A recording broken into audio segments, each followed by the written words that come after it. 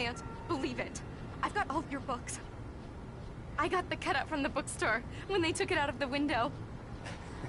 And you keep it here. Well, okay. Good for you. Do me a favor, Sonny. I could really use a tune right now. Coconut, number 6 in the jukebox. I'd do it myself, but both of my legs have gone to sleep. Bad circulation. Yeah. Are you serious?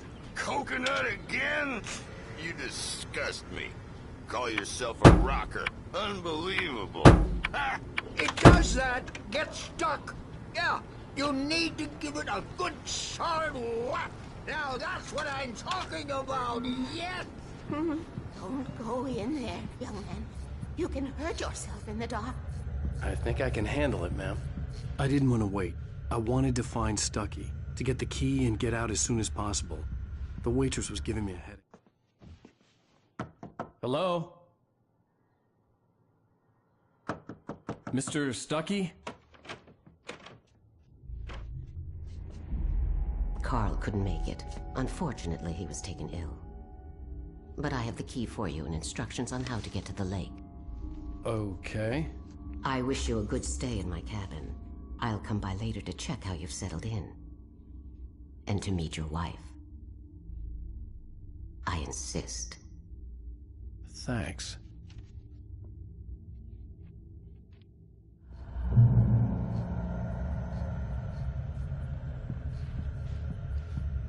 Cauldron Lake is a special place. Very inspiring.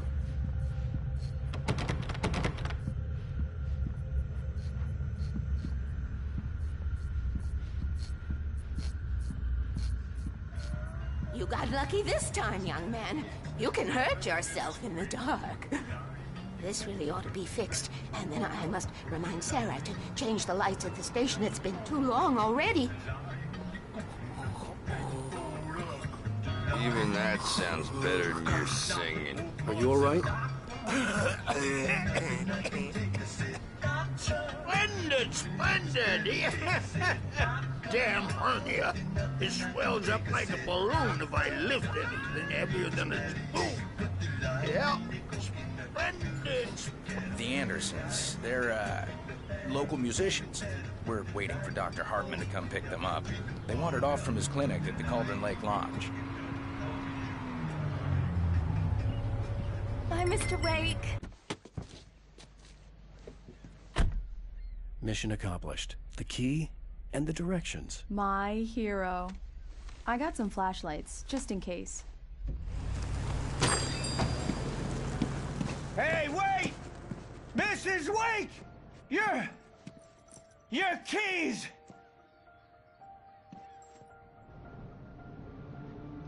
That diner was a real nut house.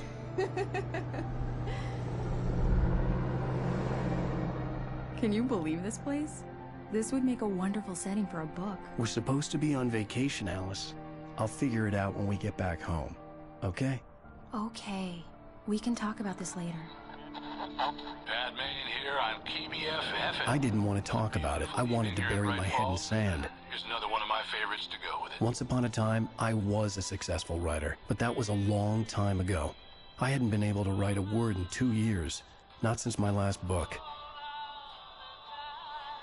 And now the weather. It's gonna be a clear night, so you folks in the big city might want to look up every once in a while. See those stars winking down at you? It gets pretty dark out here, but they'll light your way.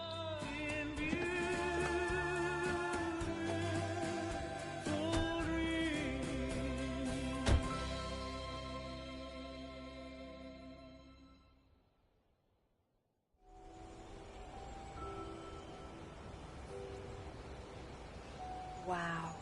It's gorgeous, Alan. It's something, all right. Don't worry, honey. I'll get you inside safe and sound before it gets dark. And I've got the flashlight. I know. I'm okay. Alice had a phobia. The fear of darkness. I wanted to make sure we were inside with the lights on before sunset.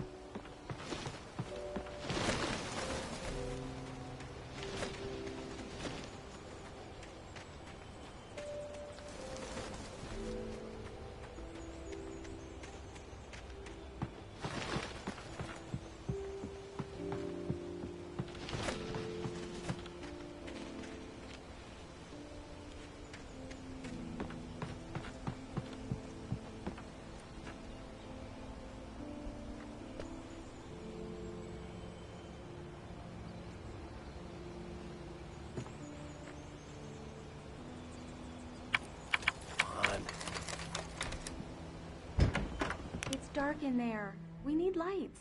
Can you figure out how to get the power on, honey? Sure thing. I'm on it.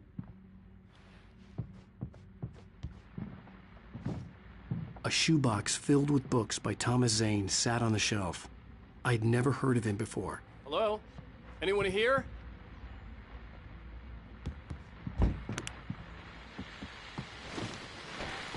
The Deerfest guests have already started to arrive. Just ran into one on the ferry. Famous artist, no less. We'll see if we can rope him into an interview later. You're on PBF-FM. Hi, Pat. It's Rose. Why, hello, Rose. What's on your mind? I know who that famous artist was. It was Alan Wake, wasn't it? He's my favorite writer. Well, Rose, I just saw him at the diner. Oh, I am so excited he's here. I'm sure he's glad to be here, too. Well, folks, I guess the secret's out. This is Pat Maine on KBF-FM. And now, some music. Great. So much for keeping a low profile.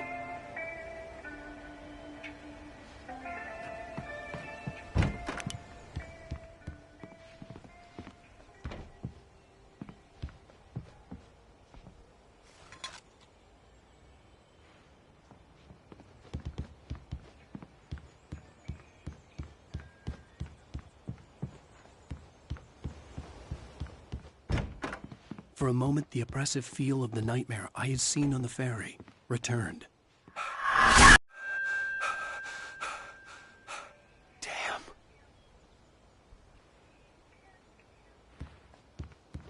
I needed to get the power running in the cabin. There had to be a fuse box or a generator somewhere on the island. The cabin looked like a time capsule from the 60s, or even earlier.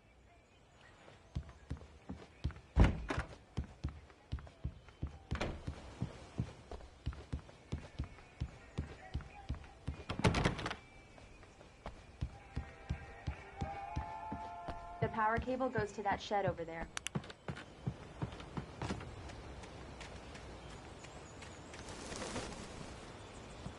The island had once been the site for a love story. Maybe it would be that again.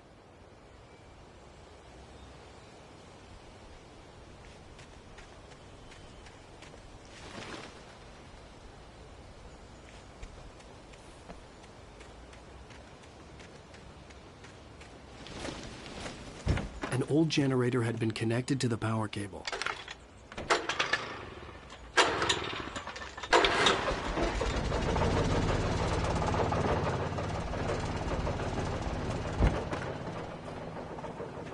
The lights are on! Good work, honey. I'll freshen up a bit and start settling in. Okay, I'll look around a bit. Sure thing! Have fun!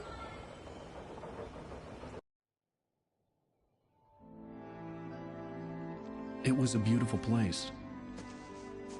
I told myself I could rest here, sleep here, and forget about my work.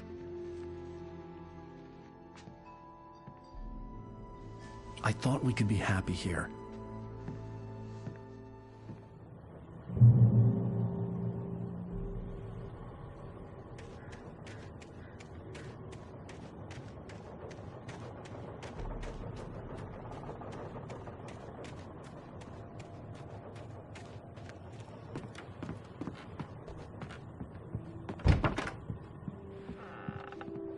Alice? Honey? Alan, I'm upstairs. I have a surprise for you.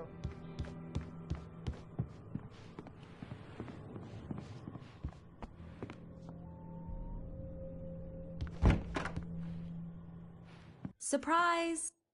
Alice? What is this? I guess I have a small confession to make. I thought maybe you could write here that a change of scenery would get you past... Damn it, Alice, everyone keeps... Hey, just hear me out. There's a local doctor, Dr. Hartman. I read a book of his. He has a private clinic here. He specializes in helping artists. Maybe... So now you want to get me committed? No, it's not like that. That's not... Alan? Alan? Just don't! I don't want to hear it! God damn it, Alice! God damn it! I knew she wouldn't follow me in the dark. I needed some time alone to think things through.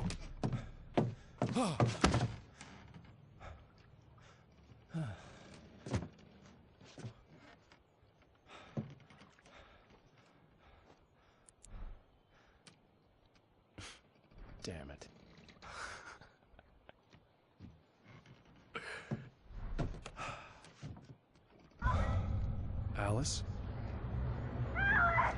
Alice? Alice! The cabin had gone dark. All the lights were out.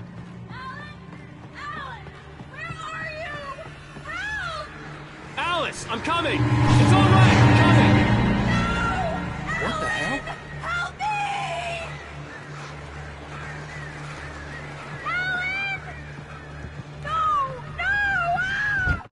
Alice? Alice?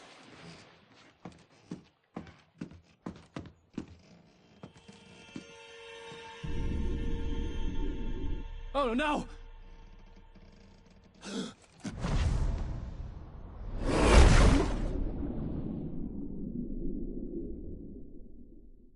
Keep going, Alan. Wake up. Alice?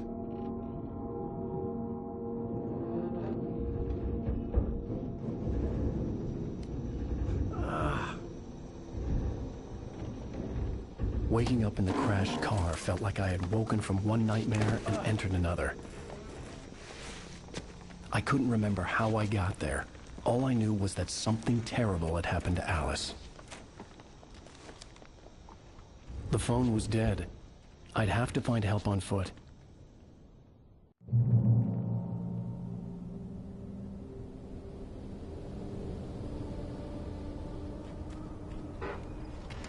Among Alice's things was a book, The Creator's Dilemma, by a Dr. Emil Hartman. Seeing the book brought back my fight with Alice. I didn't like it, and I didn't like the guy's smug face on the cover either.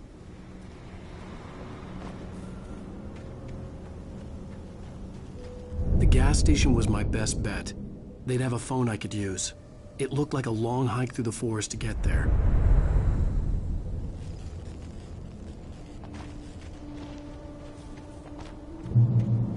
Damn.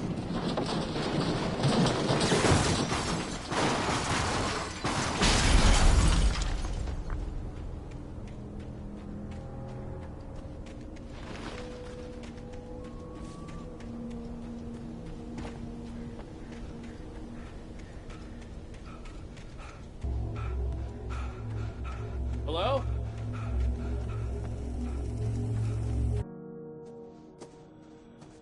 Hello? Is someone there?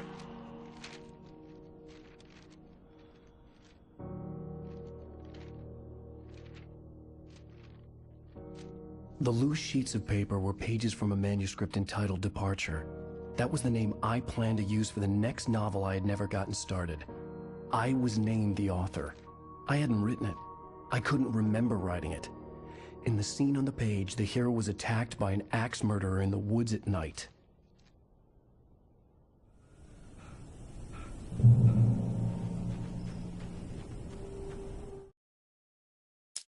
Departure by Alan Wake. Departure by Alan Wake. The man turned to face me. His face was covered in shadows. It was hard to make him out in the darkness of the forest that surrounded us, but the axe he lifted was plain to see. It glistened with the blood of his victim. He grinned madly. The shadow...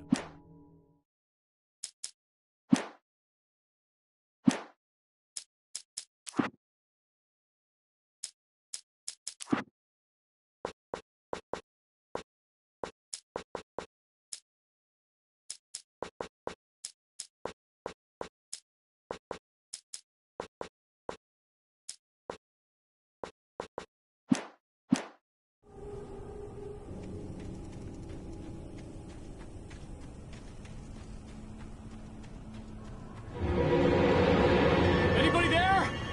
Please, I've been in an accident.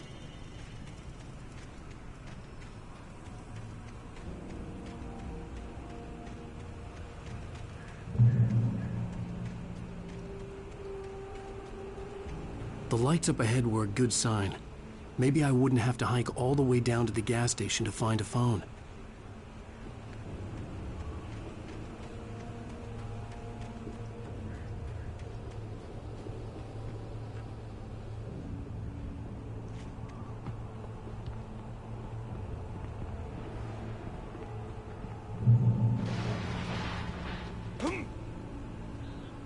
Anybody there?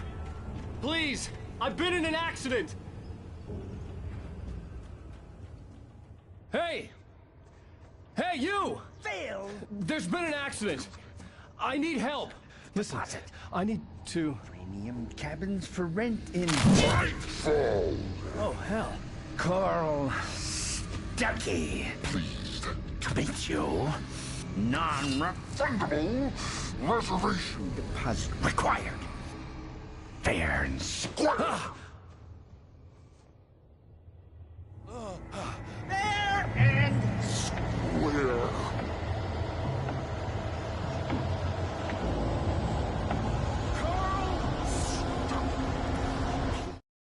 The Taken stood before me. It was impossible to focus on it, as if it stood in a blind spot caused by a brain tumor and eye disease. It was bleeding shadows like ink underwater, like a cloud of blood from a shark bite. I was terrified. I squeezed the flashlight like my life depended on it, willing it to stop coming.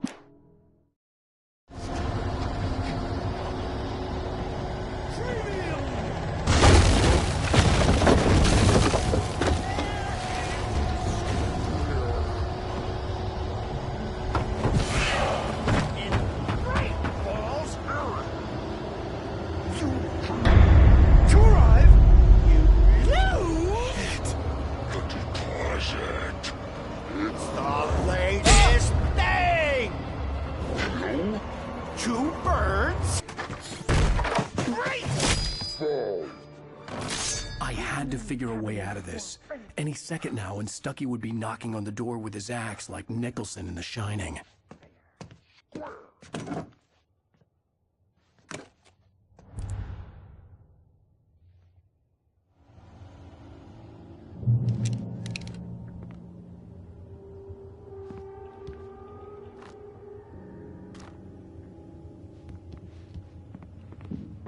During your trying walking, it's the latest. Yes. In Bright Falls Sheriff Station. Hello? Hello? Two. One. The spat.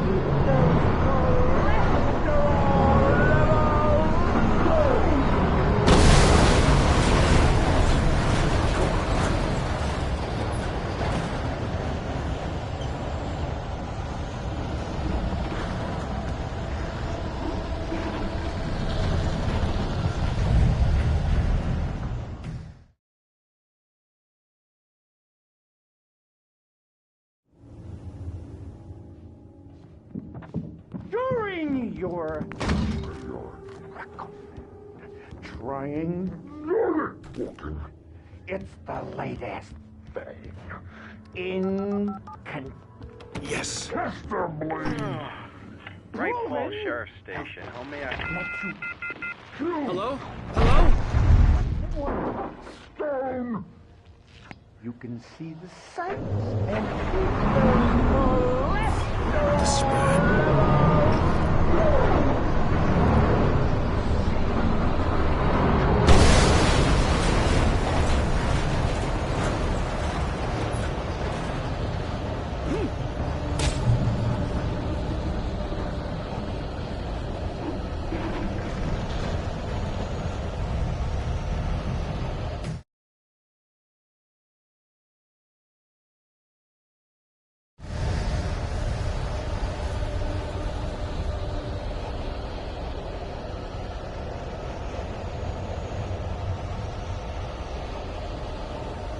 The bulldozer had gone over the cliff with the office. I hoped Stuckey had suffered the same fate, but I wasn't planning on staying to find out.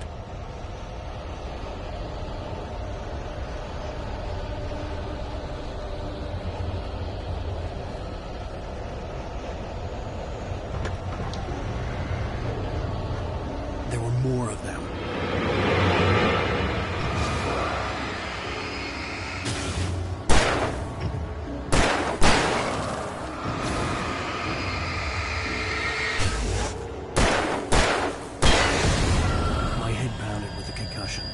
I'd never fired a gun outside a shooting range, And now I just killed someone.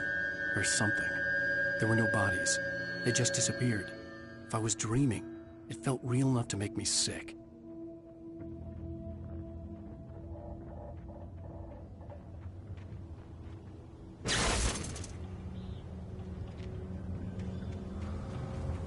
The dark forest was the last place I wanted to go, but I had no choice. I had to get to the gas station. Eerie hand-painted graffiti was revealed by my flashlight. Someone had hidden a chest of supplies near it.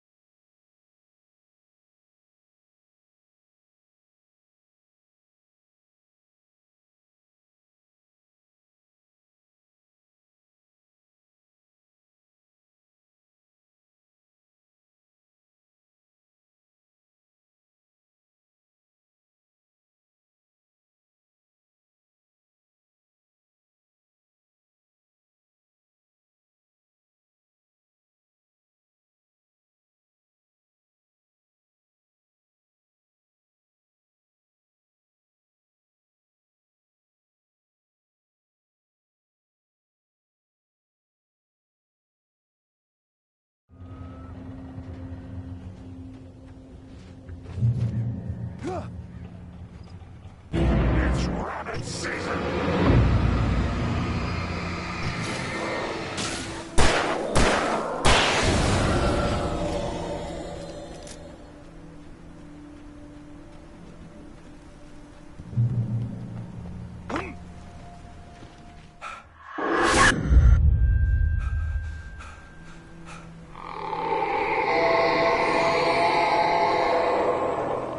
What the hell was that?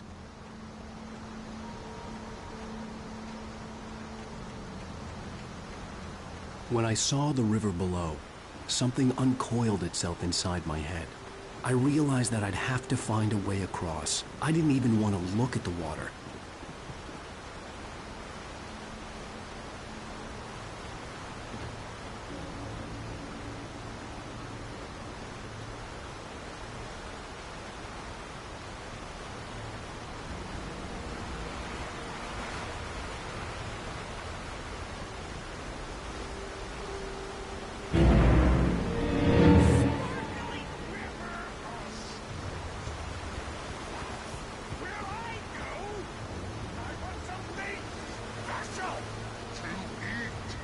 Stucky was still out there, in the dark, stalking me.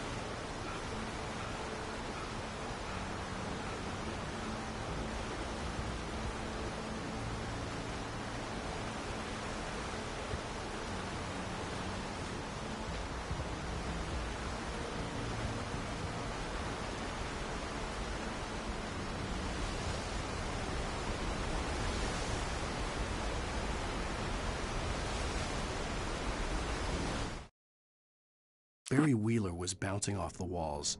He jumped on a plane after his calls were ignored by both Al and Alice for several days. It could mean that they were both on a second honeymoon, but Barry didn't buy it. Al had been way too unstable.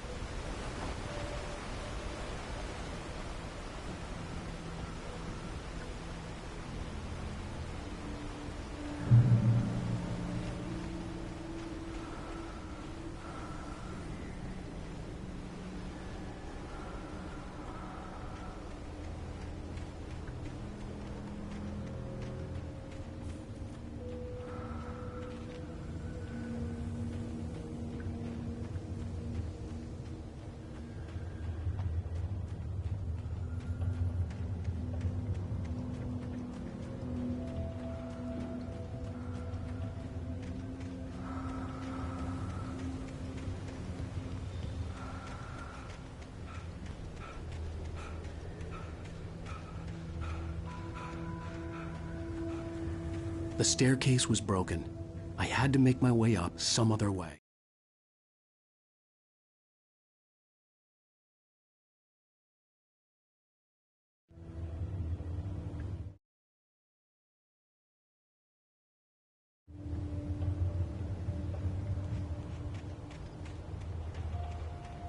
I couldn't stay here. There had to be a way to get up there.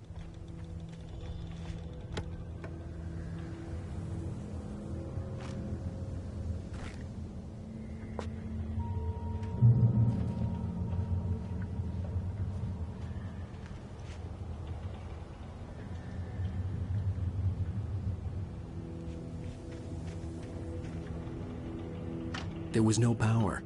There was bound to be a generator somewhere at the logging site.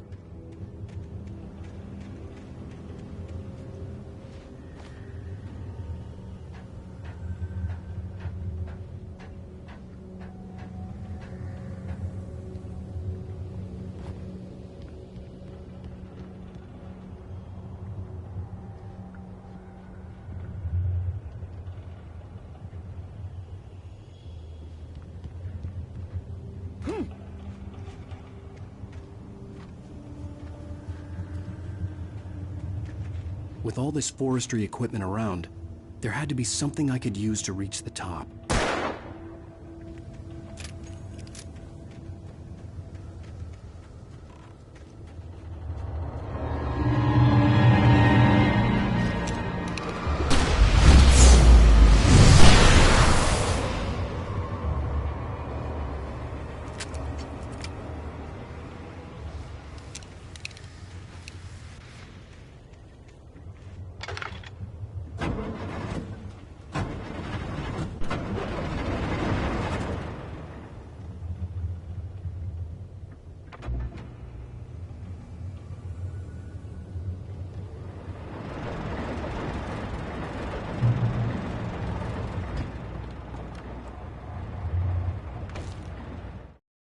I heard them before I saw them, swooping down from the sky and screeching as they came. I spun around just as the cloud was upon me. For an instant, I stared into 100 dead eyes, black pearls glittering in the dark.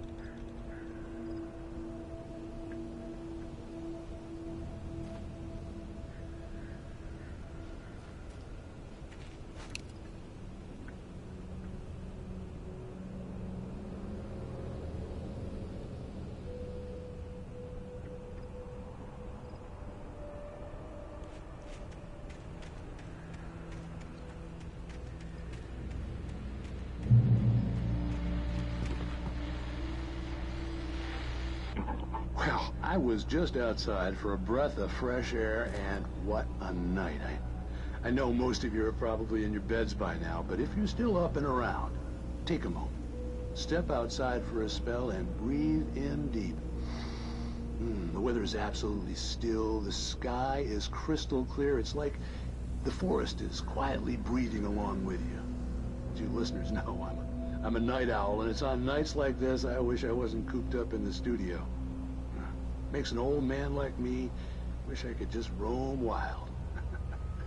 But here I am, and who'd keep you company all night long if I weren't? It looks like I'm not the only one staying up late. Caller, you're on the air. Hey, Pat, it's Maurice Horton. Hello, Maurice. What are you up to? Well, I was just taking Toby on his walkies.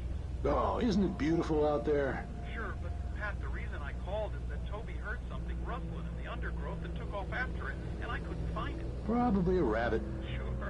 Toby loves rabbits. Well, sure. Anyway, I figured that, if anyone runs into Toby, they could grab him. My number's on his collar. And Toby's a friendly dog? Toby loves people. Usually he comes back, but we were pretty far from home, and it sounds like he went pretty wild there. Great dog, but he's just too dumb for his own good. Well, Maurice, it's out there now. Hope Toby comes home soon. Yeah, thanks, Pat. You have a good night now.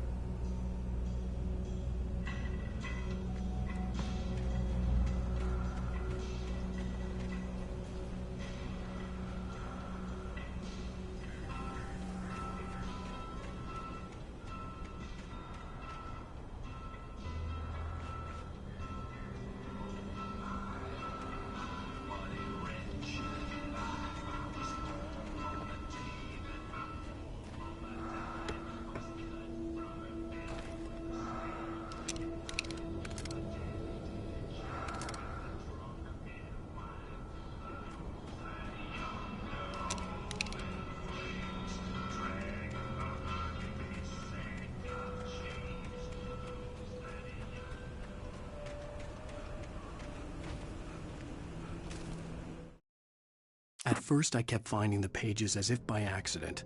The book I couldn't remember was either a terrible and true prophecy or an act of creation that had rewritten the world.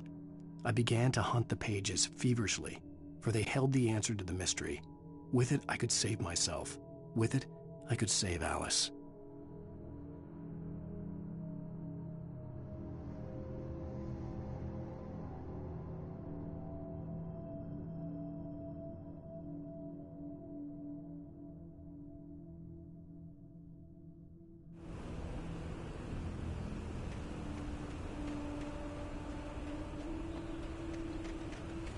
The gas station was closer now, its light welcoming in the darkness. Paul makes the best dogs in the street. Belly Burster is the best with no coat. Monster Dog is second best. The famous dog is...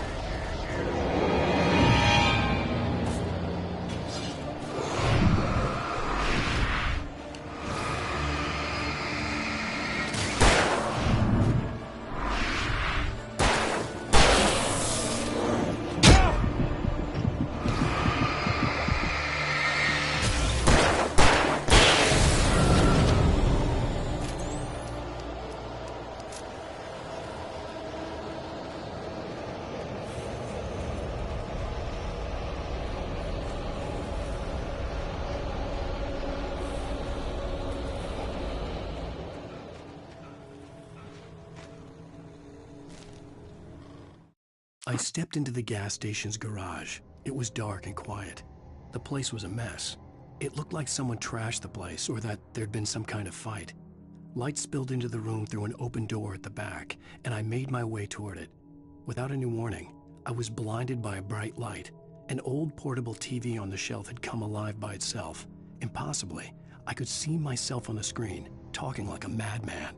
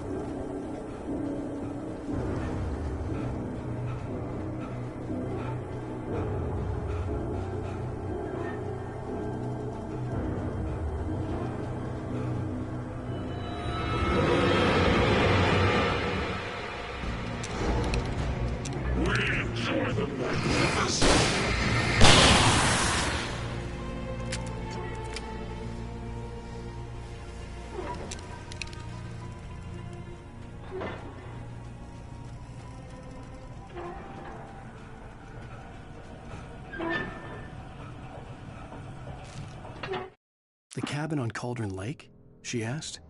The sheriff looked at me suspiciously. The early morning light flooded through the office windows.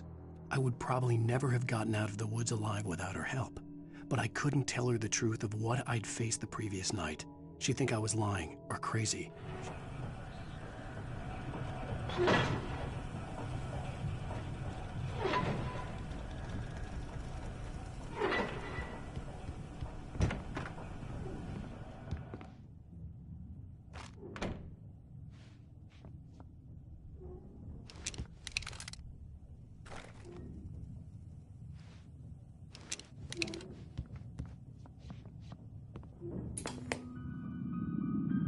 Science. It bestows immortality on those who advance it to elevate all of mankind. Newton, Einstein, Sagan, princes among men. But the price for such a legacy is steep indeed. In Night Springs. Tonight's episode, a quantum suicide. If our lives are already written, it would take a courageous man to change the script.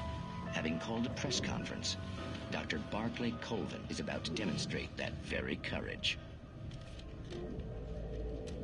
Ladies and gentlemen of the press, I am Dr. Barclay Colvin, and I'm glad so many of you could join me here at the Moorcock Institute. Tonight, I'm going to give a practical demonstration of the many worlds interpretation. As you can see, this is a loaded 9mm pistol. It shall be part of a thought experiment. And now, a real experiment, known as a quantum suicide. Did he say suicide? Is that a real gun? He's kidding, right? Please, stay calm. There is no risk. Observe what occurs when I place the weapon against my own forehead. Now, you might think this round is merely a dud. Not so. Observe the flower pot. And yet, I myself cannot be harmed with this gun. With each pull of the trigger, two new realities branch off. One in which the weapon didn't fire, and one where it did. With my machine here, I have ensured that this reality is always the former.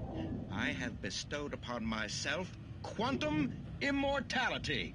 Under no circumstances can this gun kill me. So wait. What you're saying is that every time you pull the trigger, in another reality, you die? Yes, of course, but that's completely trivial. There's an infinite number of things that could happen at any moment, and they always do happen somewhere. The point is, this one thing did not happen here. You're insane, Colvin. Insane? Insane? Hey, was this thing supposed to be plugged in? I stumbled on it. You fools! Gaze upon quantum immortality.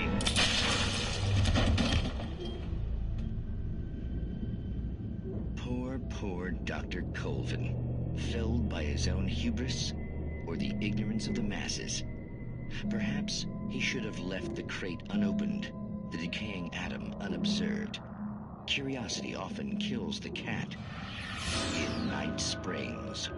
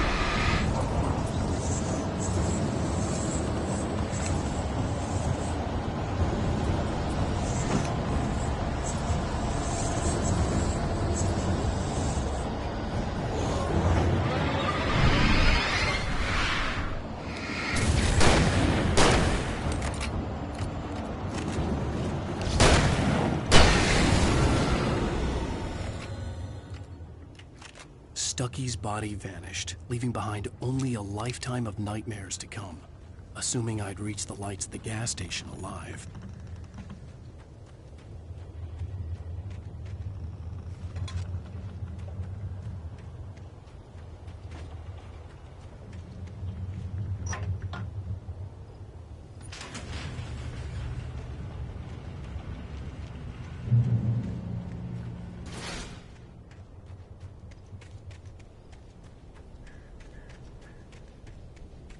I recognized the parade float I had seen in Bright Falls when I first arrived with Alice.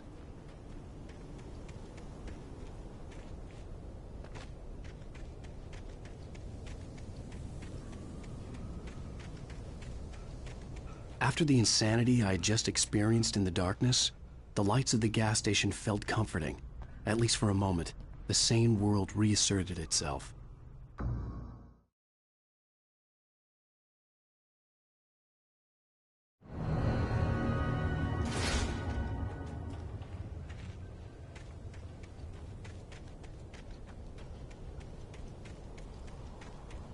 I recognized the parade float I had seen in Bright Falls when I first arrived with Alice.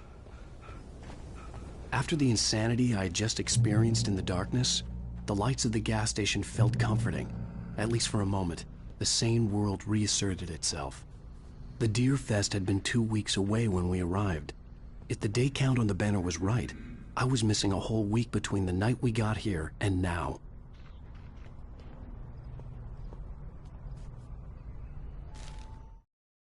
Stucky spat on the garage floor and tried to shake the cobwebs from his head. Ever since the couple never showed to pick up the keys, things had been fuzzy. Something, a feeling caught his attention. Stucky looked up and stared as his brain tried in vain to process the horror before him. He stumbled back, knocking over a can of oil.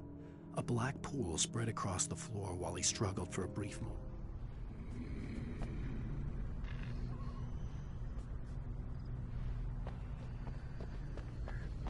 The garage was a mess. It looked like someone had trashed the place, or that there'd been some kind of fight. I'll write. I'll keep writing. Outside, there's only darkness. Outside the cabin, outside the story, there's only darkness. I can feel her presence in the dark. Just now, I could smell her perfume in the room. I'll reach her, I'll fix it up. I'll bring her back. The story will come true. If I stop, she's lost. I don't believe this. It'd been me on the TV, talking crazy. Was I losing my mind?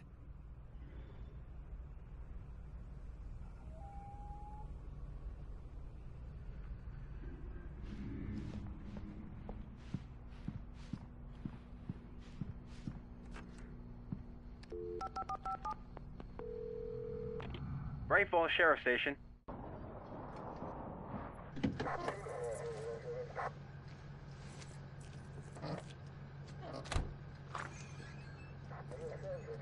Oh, thank God, Sheriff. Sheriff Sarah Breaker. You are... I'm Alan Wake, but listen. I was in a car crash. My wife, Alice, she's missing. Calm down, Mr. Wake. We were staying in a cabin on the island, on Cauldron Lake. There's no island on Cauldron Lake. Not since the big eruption in the 70s. Please, I can take you there, okay? You look like you've taken a pretty bad knock to the head. Are you okay? Listen. We'll figure this out. Please get in the car. We'll swing by the lake and then we'll go to the station, okay? Mr. Wake, have you seen Stucky, the guy who owns this place? I realized I couldn't tell her what had happened in the forest. She wouldn't have believed me. And then she wouldn't have helped me with Alice.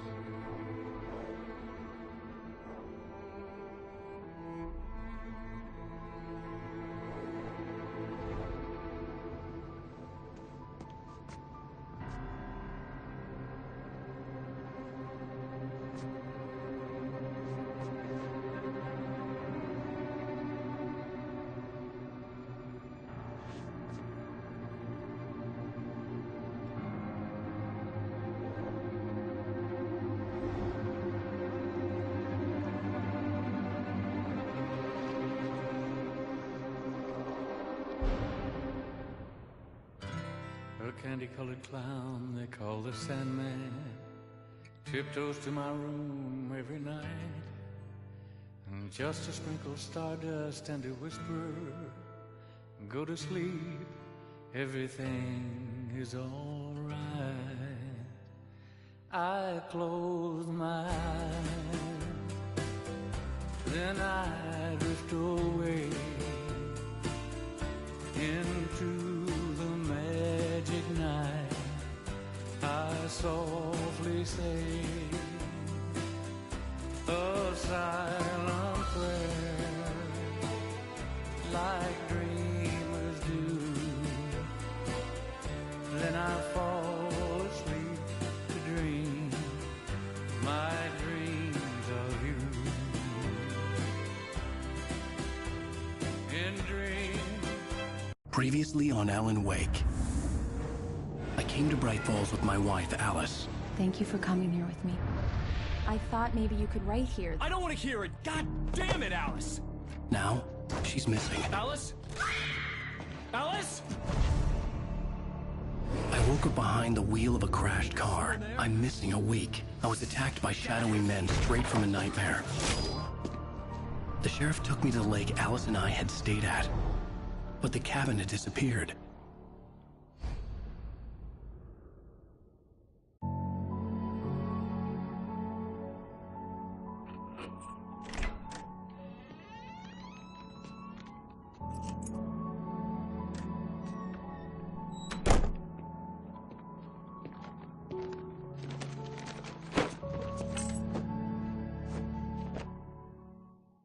Honey, I'm home.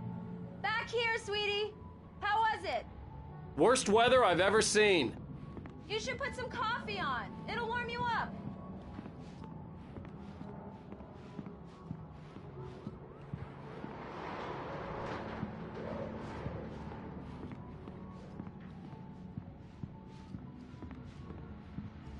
Hey, handsome. This is gonna be a long night, but these shots are turning out great. I guess you're gonna need that coffee then. I'll go put it on.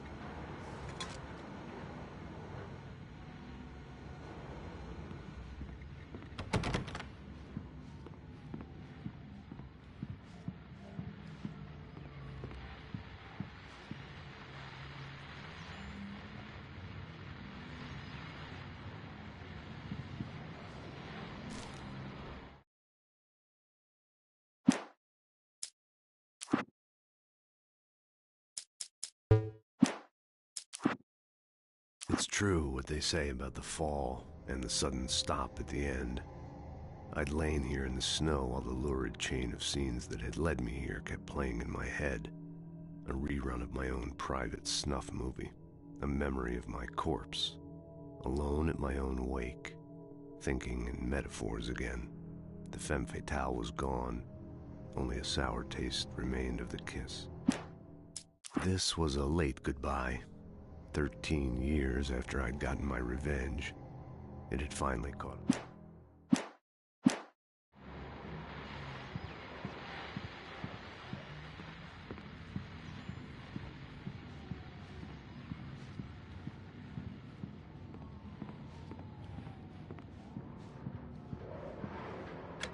Coffee's on. Great, thanks. I'll need it if I'm gonna finish this by tomorrow.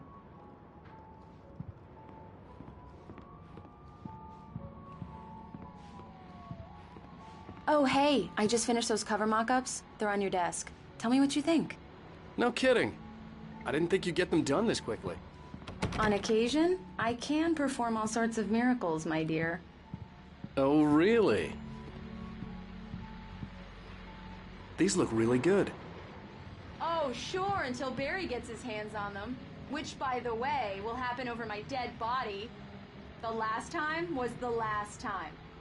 Oh, and speaking of Barry, he called. Alan! Alan, please check the fuse box. I'm right here. I'm on it, honey. Please hurry. Honey, it's a power outage. I've got the flashlight.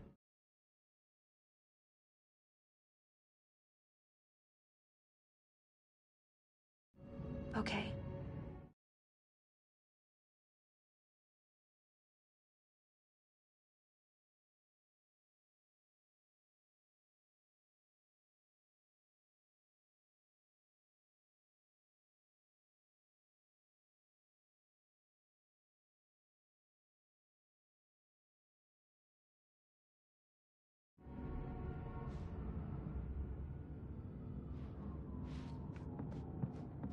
Hi.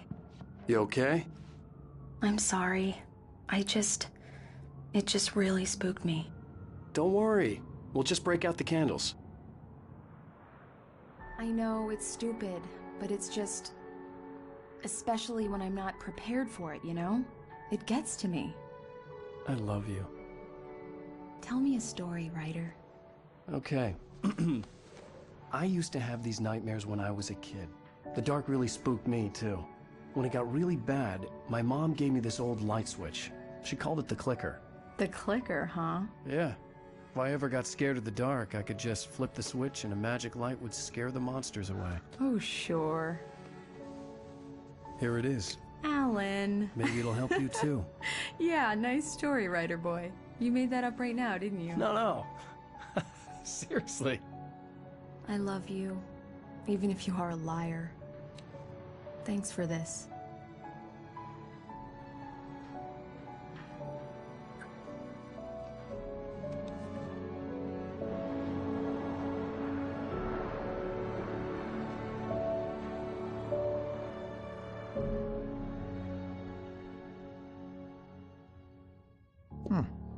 How do you feel, Mr. Wake? Any nausea, disorientation, anything like that? Mr. Wake, how are you feeling?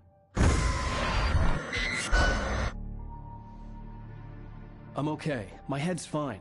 I had to lie about my headache and memory loss. He'd send me to a hospital for tests. I couldn't leave without Alice. Very well. I don't think you have a concussion, but you've obviously been through quite a shock. You should take it easy for a couple of days. Thanks. Well then, Mr. Wake, we're done here. If the pain gets any worse or you experience any other symptoms, you should come see me. I'll let you get on with it then. Sarah, Sheriff Breaker, is waiting for you. She's very good at her job. I'm sure she can locate your wife in no time.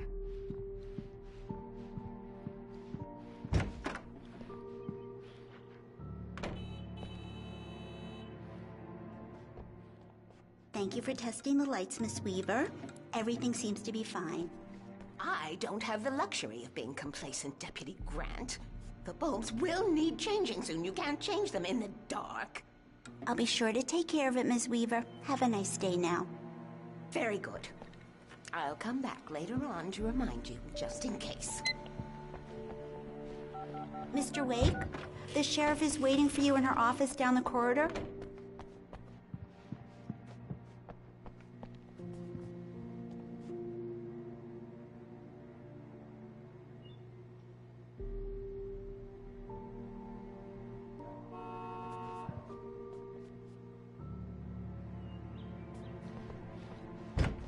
Come in, Mr. Wake. Your phone's on the desk. The battery was dead. It's charged now. Have you started looking for my wife yet? My men are already on it. Now, can you tell me what happened? I'm not sure. I can't remember. We were arguing. I walked out of the cabin. The cabin on Cauldron Lake? How did you end up at Stucky's gas station? I wanted to tell her what had happened last night, but I couldn't. She'd lock me up. Excuse me. I need to take this. Hello? Alan, please help me. Alice? Stop talking to the law. You'll do exactly what I say if you ever want to see your wife. Who is this? Go to the back lot. There's a hole in the fence on the left. Look inside the junker. I left a little something there to convince you we're all on the same page here. After you ditch the cops, you're gonna meet me in Elderwood National Park. There's a spot called Lover's Peak. Midnight. Don't do nothing stupid, pal. Mr. Wake, can I help you with anything? I need to get some air. The sheriff said I could go out back. Of course, Mr. Wake. You can get there through the cell corridor. Just don't mind Walter in there. He's one of our regulars. I thought he'd quit drinking for good. Oh, no such luck. He went on a bender and beat Danny pretty badly. He started shouting like Yeah, it's Mulligan here. I'm at Stucky's gas station with Thornton. There's no sign of him. Over. Wait. Yeah, this is Thornton. Look, we've located the brake float. It's here. That's some good news, right? Stucky was supposed to be driving it at the rehearsal today. Over. Oh, give me that. Mulligan here. Looks like someone really thrashed the garage. Over. Okay, roger that, guys. Keep looking for Stucky. Jane's out.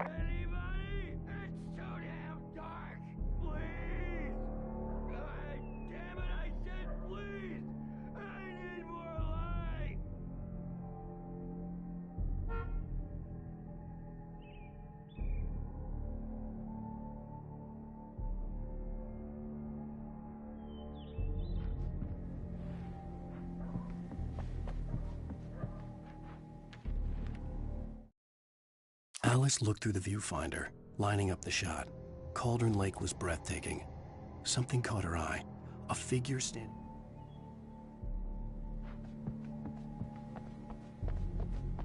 Hey! Hey, you! Can you help me? Can you turn the lights on?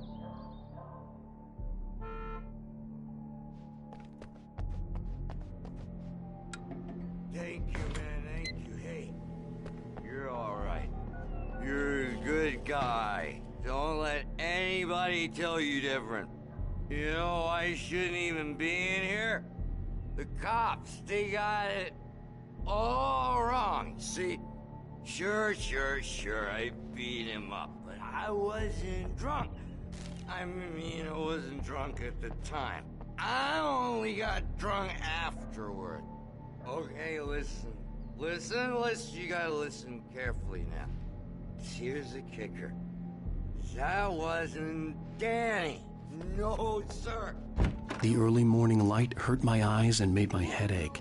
The man on the phone had said, go through the fence on the left.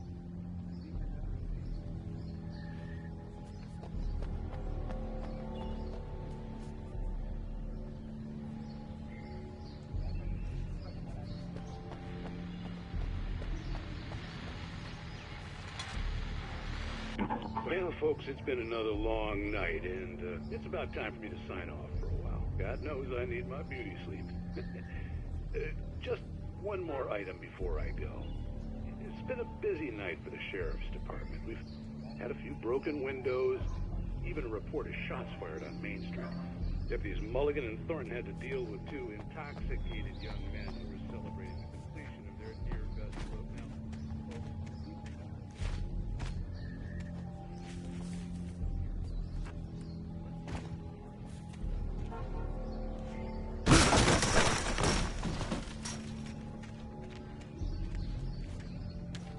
The caller had told me to find a hole in the fence behind the police station. There was something for me in an abandoned car. Alice's driver's license had been placed on the front seat. The caller meant business. Barry? Ow! Ow! Thank God! Where the hell have you been? I've been trying to reach you for a week, you and Alice. I've been worried sick. I flew out yesterday. I'm here in Bright Falls. Barry, listen to me. I'm at the sheriff's station. Come and get me. I can't talk now. Ow! What the hell is going on? I had to get the sheriff to let me go. I needed to get to Elderwood National Park to meet Alice's kidnappers.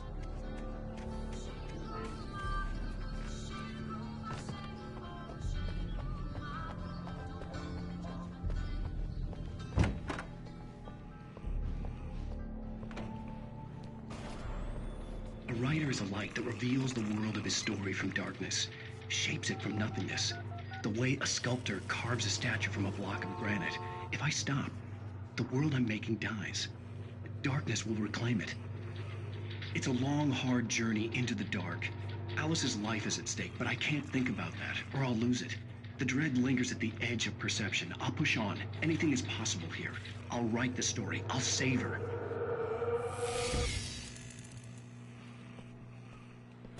Marvelous, Sarah. I just wanted to settle all the damage the Anderson brothers might have inadvertently caused on their recent and... Are you feeling any better, Mr. Wake? I'd like to leave. Am I free to go?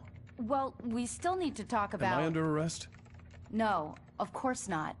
But I need to know where you'll be staying so I can get in touch with you. I'd avoid the motel. The Majestic is known for its roaches. The cabins at Elderwood are pretty nice, though. That sounds perfect. I'm Dr. Emil Hartman. I'd like to invite you to stay at Cauldron Lake Lodge. Did you talk to my wife? I had the pleasure of discussing your situation with her on several occasions. Did you set something up with her? I invited her here. My clinic is a place where... Oh, hey! Oh, my! Take it easy. Hey, nobody move! Get your hands off of my client! Who are you? I'm Barry Wheeler, his agent. If you have business with Mr. Wake, you talk to me. You yokels won't know what hit you once I sick my lawyers on your asses. No harm done, Sarah. I'm all right. I don't want to press charges. Mr. Wake, my offer still stands. Get me out of here. What the hell was that about, Al? We don't need a replay of that thing with the paparazzi. I thought they were gonna lock you up. I had to talk to someone. I told Barry everything. He thought I was certifiable, but when he heard about the manuscript, I had him. The fact that I'd written something, even if I couldn't remember it, was enough for him. He smelled money. And he believed that Alice had been kidnapped. Anything beyond that was another story. I had a midnight appointment with the kidnapper in a place called Lover's Peak, somewhere in Elderwood National Park. The plan was to rent a cabin. I don't like it, Al. I don't like any of it. It's not good. In fact, it's the absolute opposite of good. Mr. Wake!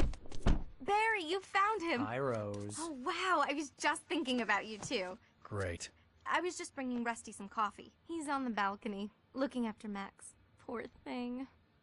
I really need to go. Great to see you again, Mr. Wake. Later! Who's Max?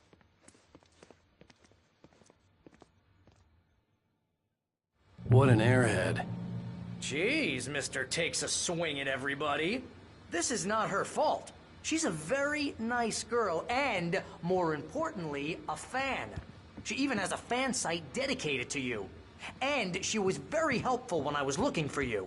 Seriously, Al, what you were saying in the car, just listen to yourself.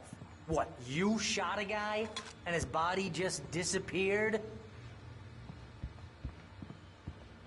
When was the last time you slept? Are you high? Have you been drinking? No! Look, Barry, I'm missing a week. And someone's got Alice. Do you and everything's understand just... what it sounds like when you say stuff like that? Don't get me wrong, it's a good story, could be a bestseller. But when you start confusing fiction with reality, you're buying yourself a ticket to the funny farm. Wait here.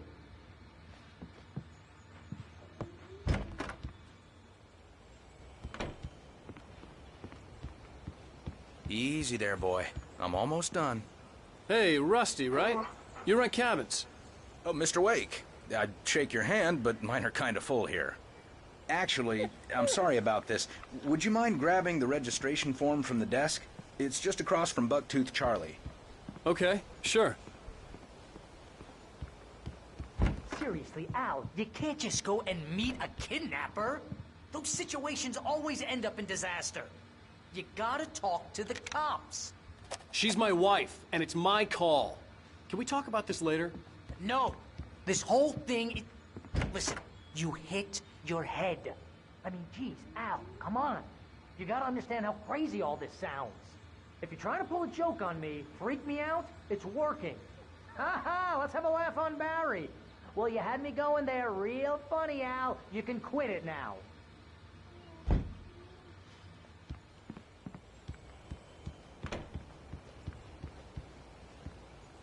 I think this is the form you wanted. And here are the keys. Okay, you're all set, Mr. Wake. Glad to have you staying here. Thanks. Can you tell me how to get to Lover's Peak? Oh, sure. It's at the end of the nature trail. Just follow the paths, you'll get to it eventually. It's an easy walk. Nice spot, too.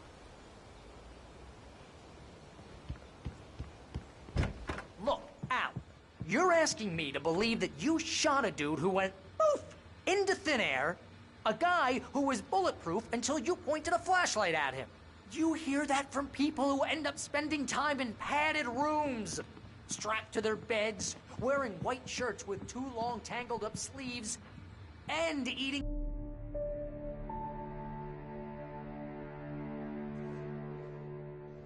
That's just crazy talk, Al. Al? Al? We should go to the sheriff or call the FBI. Damn it, Barry, they'll kill her! This is not a goddamn debate, Barry. I'm going to Lover's Peak. He said to come alone. Okay then. I understand. You're my best friend, and I'm worried that you're not right in the head.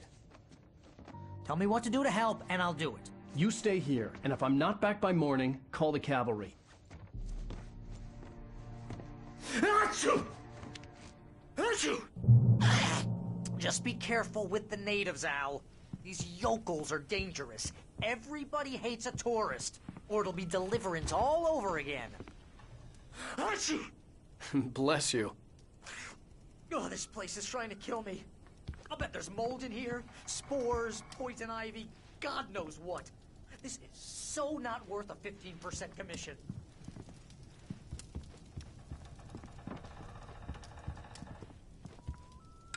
Real funny, Al. Real funny. Ha ha! Thank you.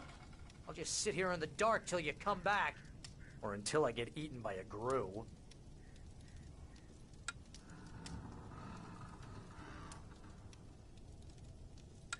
I didn't realize we were back in the 3rd grade here. Seriously, cut it out, Al. My nerves are shot.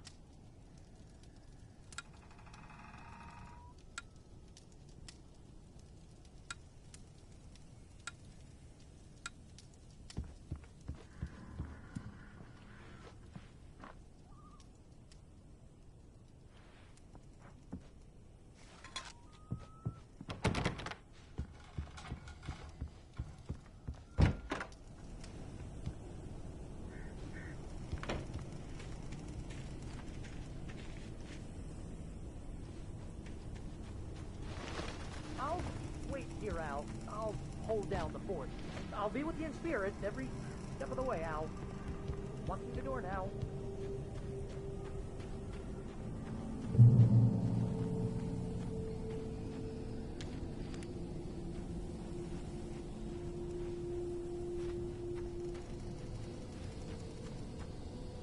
Barry had the keys to the car he rented. Wasn't a long walk to the visitor center, and it wouldn't be any use to me in the forest. I knew I should have gone to the cops. This wasn't the smartest thing I'd ever done, but I was still angry with Barry for trying to talk me out of it. These people had called me right in the sheriff's station. The cops wouldn't scare them, and they had Alice.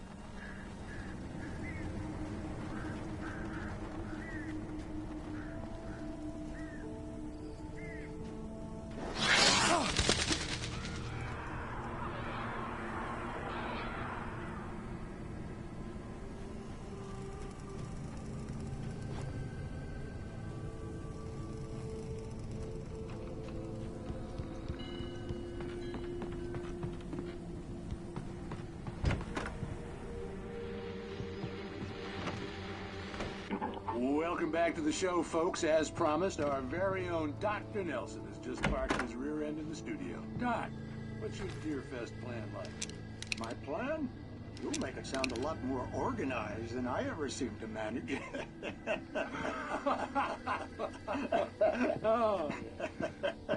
No plan, really. Just taking the atmosphere. I'm getting a little too rickety to do much more than that, you know. Oh, tell me about it. No sack race for us older gentlemen, huh? Yes, exactly, Pat. But I'm going to check out the political.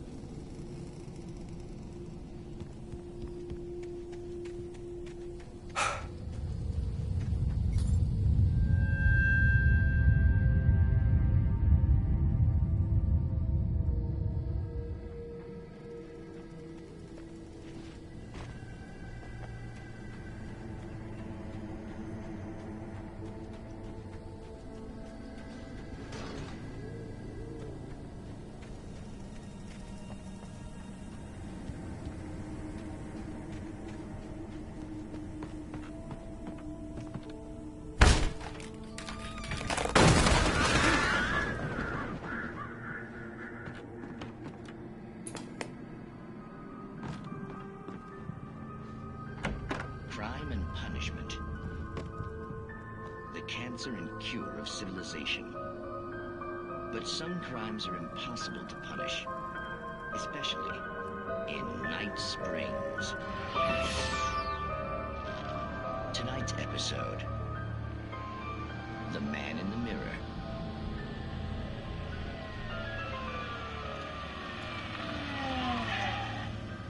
He's inside, Agent. He's a weird one. So, you're confessing to killing that guy, huh? Why? Had it coming? Yeah, but why would you do that? I mean, you're a nice guy. Normal. Took a kid to a soccer game. So how come at the game, you pick a guy and, quoting from the arresting officer's report here, assault the victim's head area repeatedly with the weapon of choice being a pair of bare fists? Wow, that sentence really flows, huh? Maybe you're not the literary type. Okay, so you mess him up. But why? Who was that guy? We couldn't ID him. Why would a guy like you do him like that? I didn't like his face? Well, you must have hated it, because you really went to town there. I mean, there's no way to tell what he looked like. No ID on him either. That must be difficult. But then we ran the fingerprints. Got a match. Your prints. Identical. Huh, how about that? Your son said you were wearing a white shirt when you took him to the game. But the white shirt is on the dead guy. It's plenty red now. You won't get away with this. Do you really think that's in any way relevant to me? I had plenty of time to talk to my boy before the cops arrived, you know? He won't stop screaming, am I right? You think he's ever gonna be okay? I left my mark. Believe me. You bastard. What? You gonna shoot me? What's the point?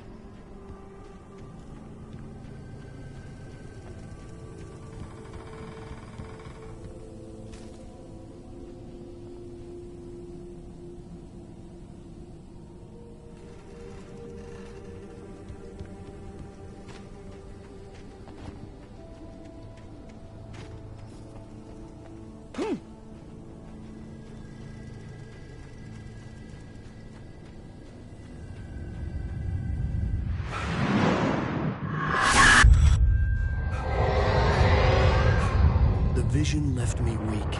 This was no head injury. Rusty? Damn. Rusty, hang on! Oh, God. I'm coming! Please, help me!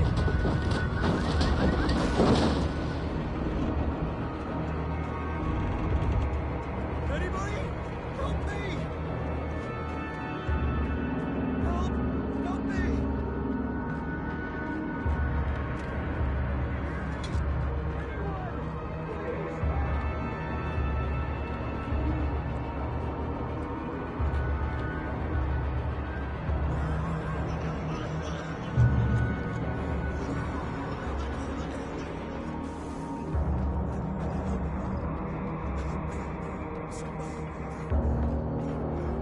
The ranger's office was locked. I'd need a key to get in.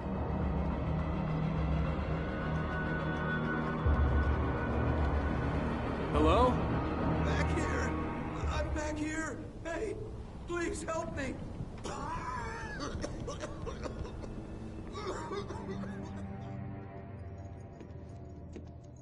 Mr. Wake?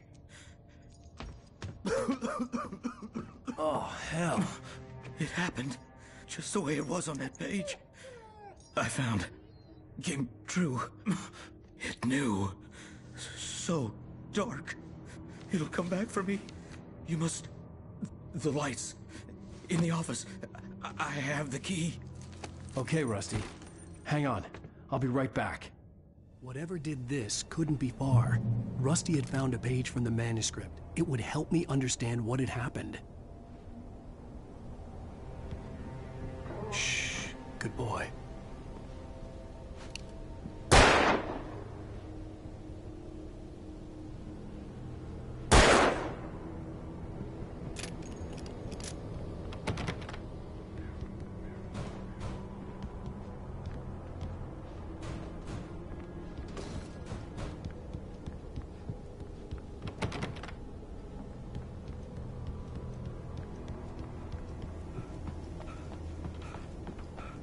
The only way to make sure that Rusty was safe was to get the power running and the lights back on.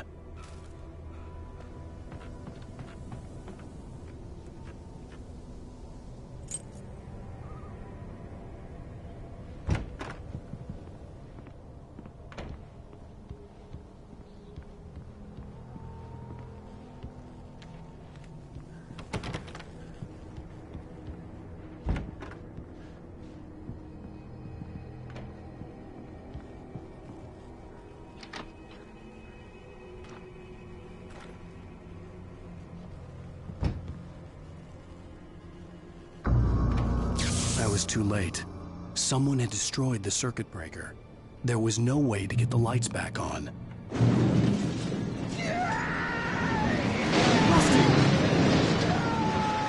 Rusty!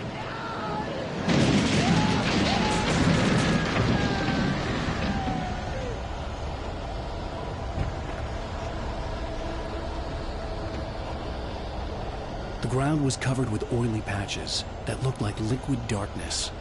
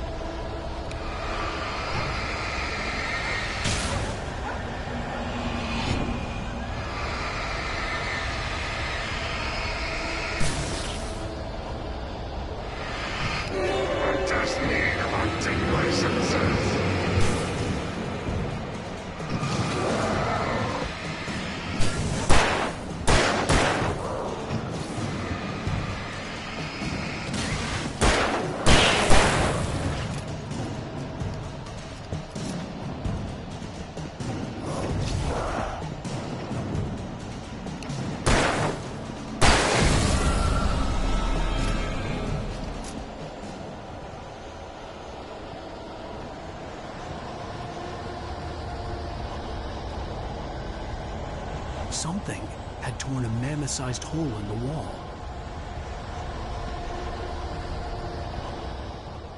Please don't feed the animals.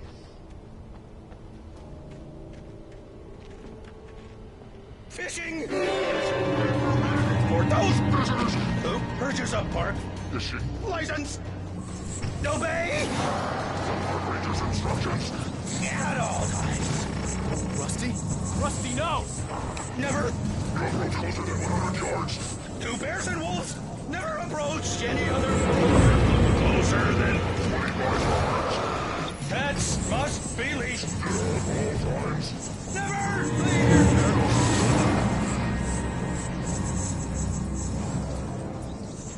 It is to remove any from the park. Gross.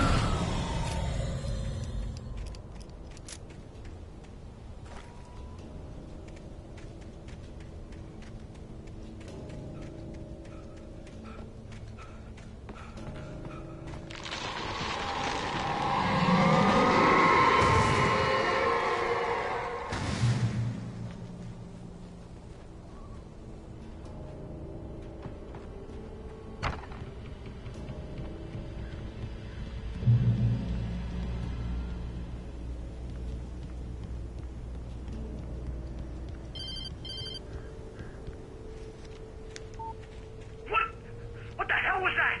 I saw from the window. I saw something. Forget about it, Barry. It's just me going crazy. Oh, jeez. Oh, jeez. You're not crazy. I wish you were crazy, but you're not crazy. Ow, be careful. Stay in the cabin. Don't open the door for anyone. I mean it.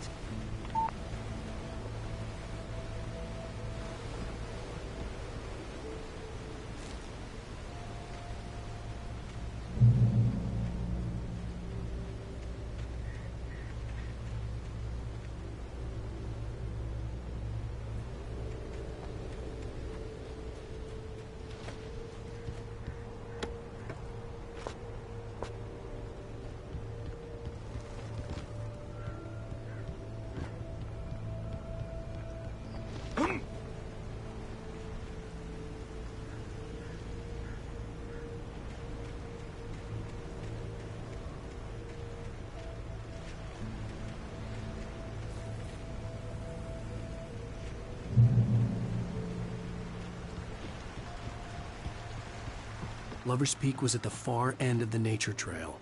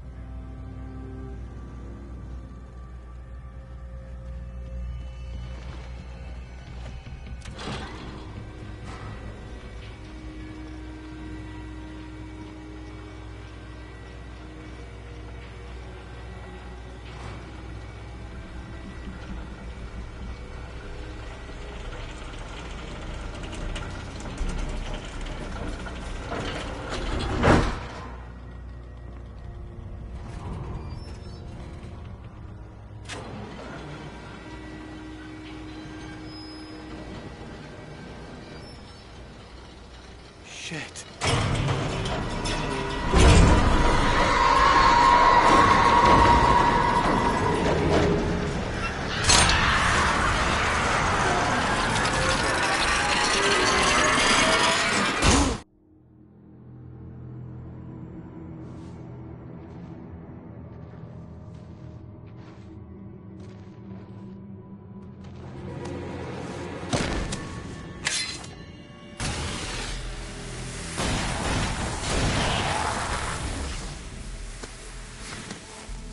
Come on, we gotta get moving. More of them coming. That flashlight's kid stuff. The flares will keep the bastards away.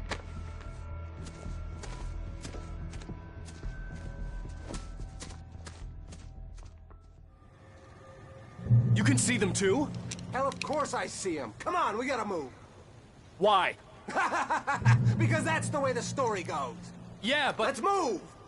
I lost my gun back there. Oh, I've got a gun.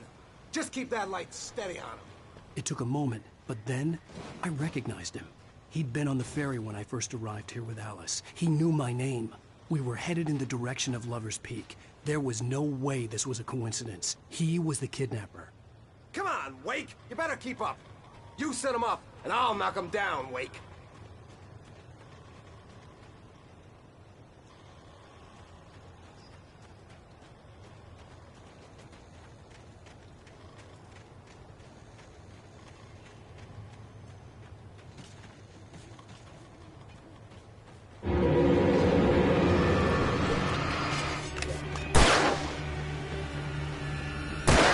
Got for you.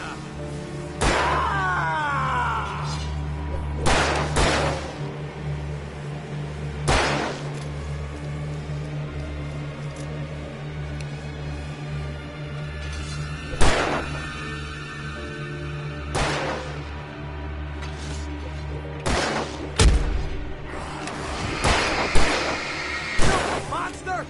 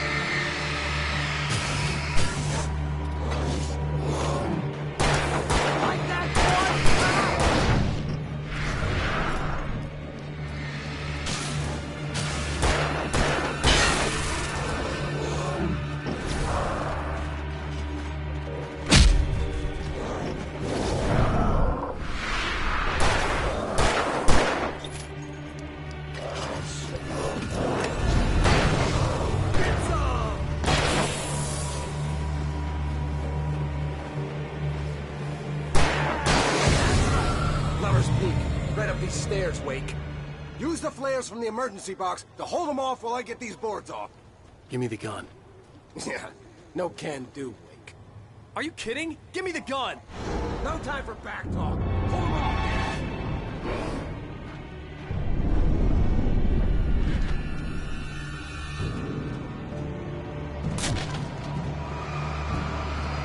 Just a little longer. Scare them off.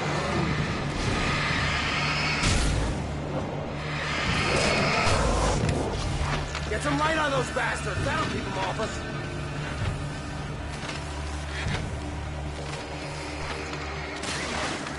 Just a little longer. I almost got it. Okay, it's open. Move it or lose it.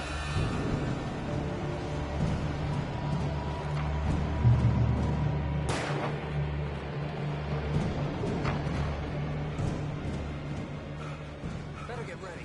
They'll be on us soon.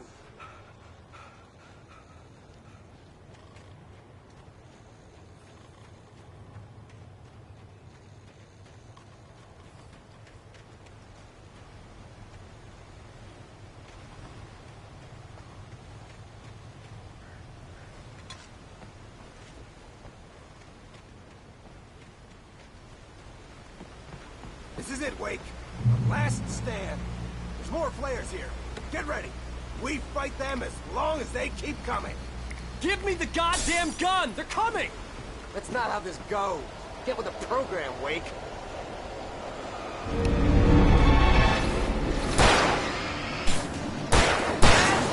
You just keep coming. The guy already died. Stop moving.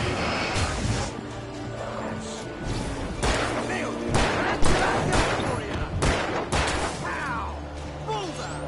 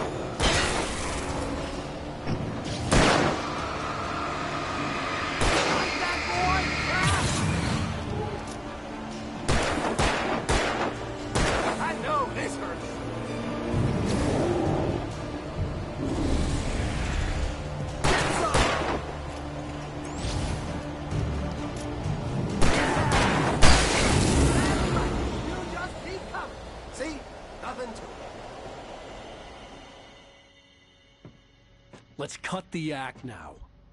Where's my wife? I knew you were gonna say that. I read it all before. You're a hell of a writer. Congratulations. You're gonna bring about something glorious and terrible once we get you some proper editorial control. What the hell are you talking about? Where's Alice? I want the entire manuscript, or she's gonna suffer bad. You touch her and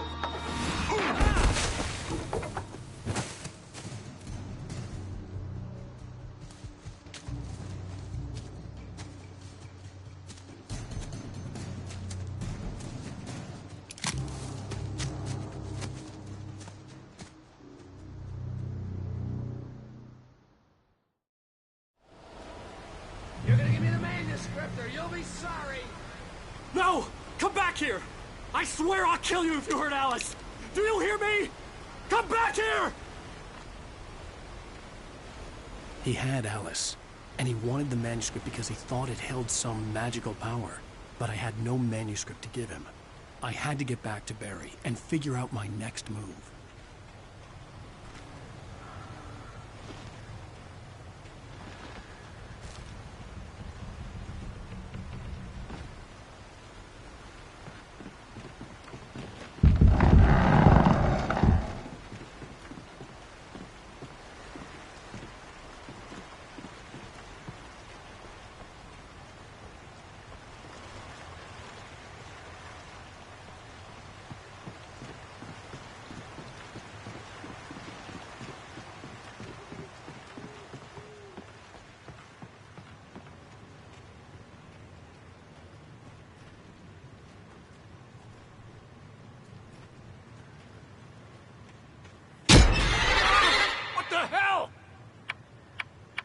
Rusty had warned me about these traps. It hurt like hell. I was stuck.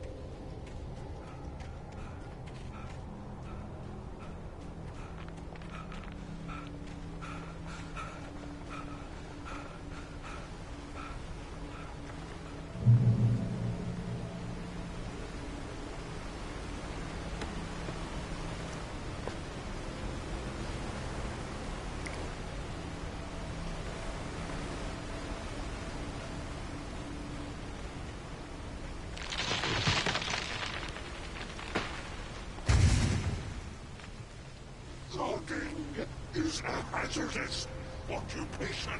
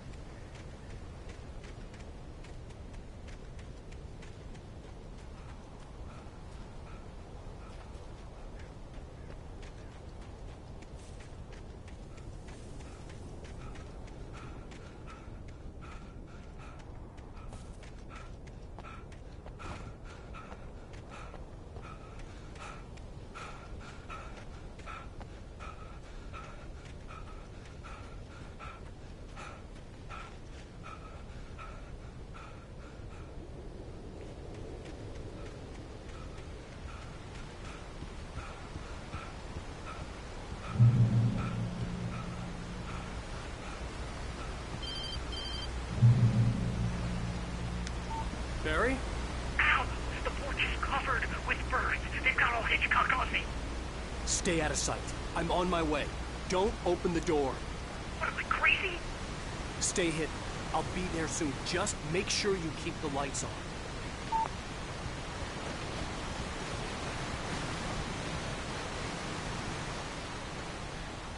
I still had to reach Barry at the cabin, but at least I was out of the woods.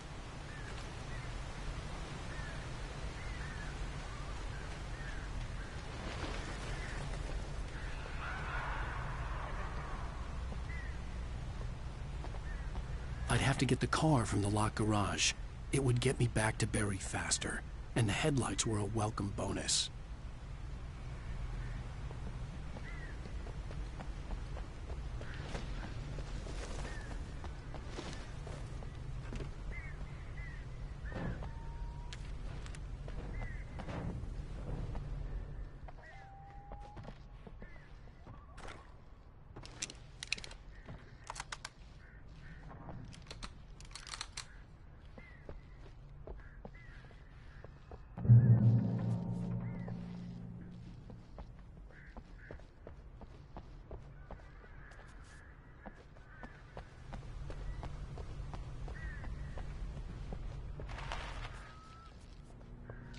I had to find the key to the garage.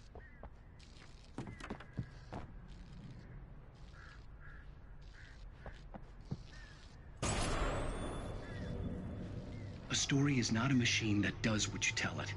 A story is a beast with a life of its own. You can create it, shape it, but as the story grows, it starts wanting things of its own. Change one thing and you set off a chain reaction of events that spreads through the whole thing. The characters have to be true to themselves. The events need to follow a logic that fits the story. A single flaw and the magic is gone. The story dies. Alice dies.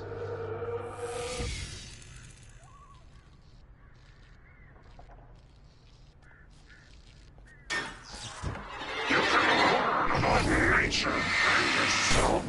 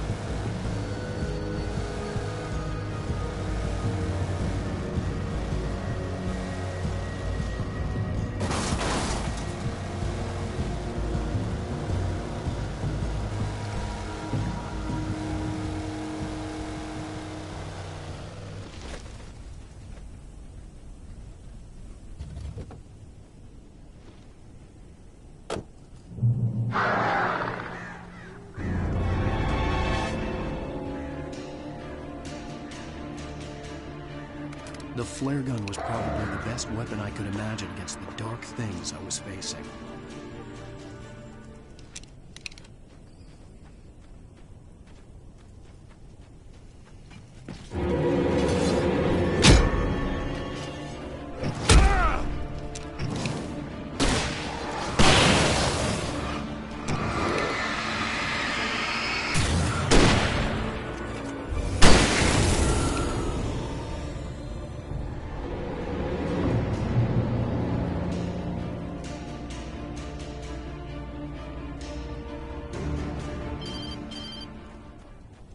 It was the kidnapper.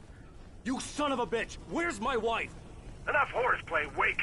You deliver the manuscript, and you can have your woman back. Simple as that. I don't... Listen. Listen. I'm gonna need time to finish it. I still need to write the ending. I need... a week. It's not done? I need a week. 2 days. The old Bright Falls coal mine is nearby. You can find it easy, city boy. The main building, there at noon. You bring the manuscript, you'll get your wife. If not, well, get me? Yes, I get you.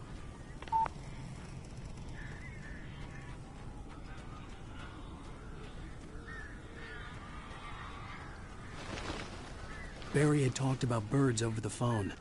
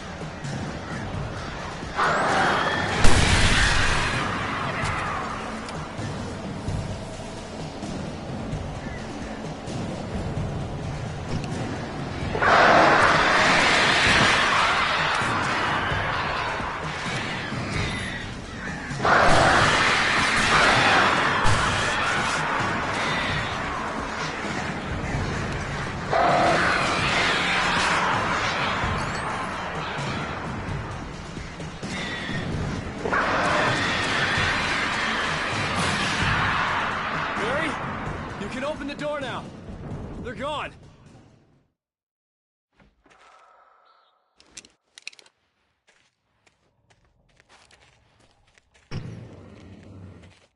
Hey, Al. I'm sorry for thinking you were having a psychotic episode, man. I sent Barry to the town to ask around about a man fitting the kidnapper's description. He'd go through the archives of the local paper. Perhaps he could learn something. Anything about the island and the cabin that had disappeared. The man wanted a manuscript. I had to try to write him one to get Alice back.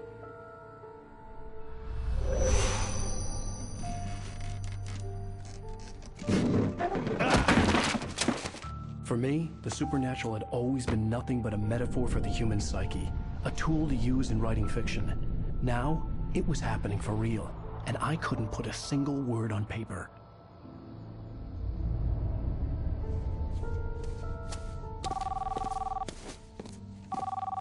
Barry Wheeler speaking. This is Rose. Rose? I found Mr. Wake's pages. Oh, you sweet, brilliant girl. Could you and Mr. Wake come get them? I live in the trailer park outside the town. We'll be there in less than an hour. Bye now. See you soon. Have a great day. Hope you come back soon. Welcome to the Old Deer Diner. Good girl.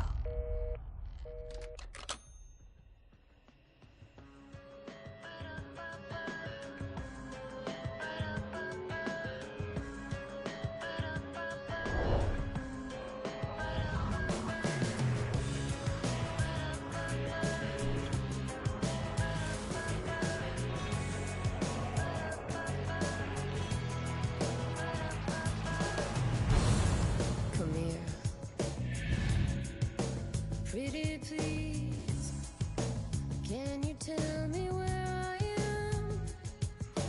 You, won't you say something? I need to get my bearings amongst, and the shadows keep on changing. And I'm haunted by the lies that I've loved and actions I have hated. I'm haunted by the lies that wove the web inside my haunted head.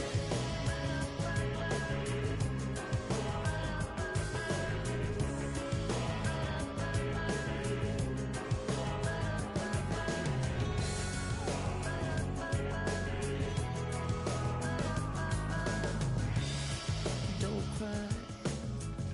There's always a way.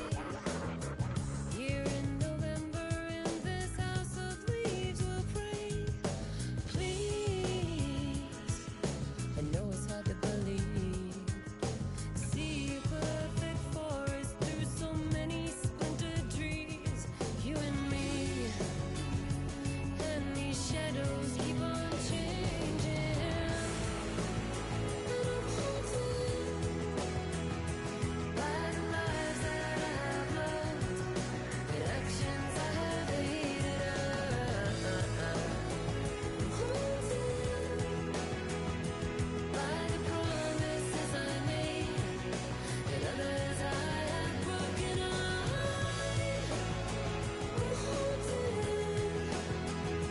by the lies that wove the web inside my haunted head.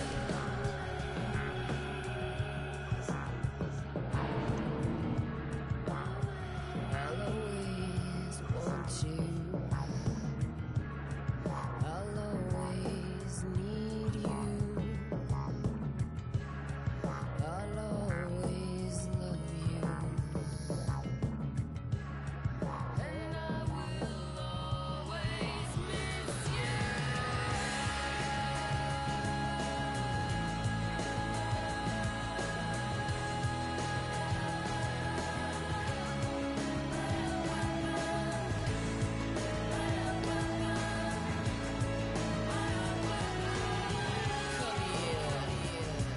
No, I won't say please. One more look at the ghost before I'm gonna make it leave. Come here. I got the pieces here.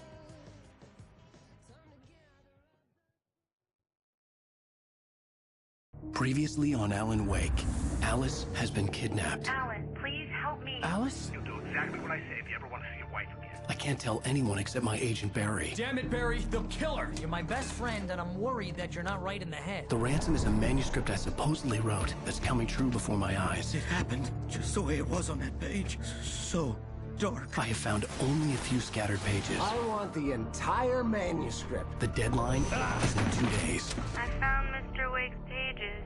Good girl. How the hell did she get her hands on the manuscript anyway? I don't know. She's resourceful.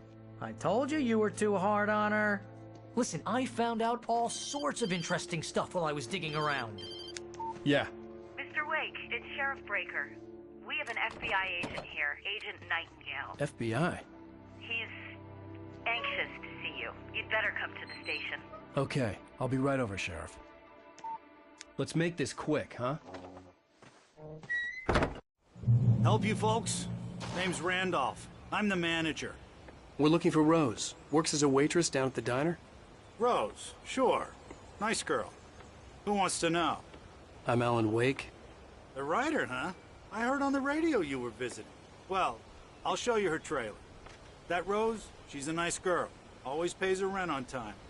As I was saying, Al, I found all sorts of weird stuff from the local newspaper's archives. This place is crazy.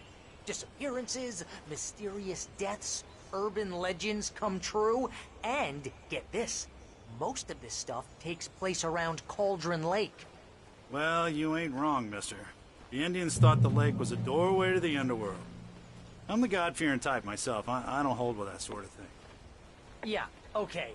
Anyway, there was an island there owned by a guy called Thomas Zane. Now, some of the articles I found about him make him out to be a famous writer, but I ran a bunch of searches, couldn't find a single thing he wrote. Zane was heavily into diving, so much so that the place came to be called Diver's Isle. But the volcano under the lake erupted in 1970, and Zane went down with the island. Yeah, how about that? It was there in the morning, as if it had fallen from the sky. But it would take a tornado to lift something like that. We're damn lucky it didn't crush any of the trailers.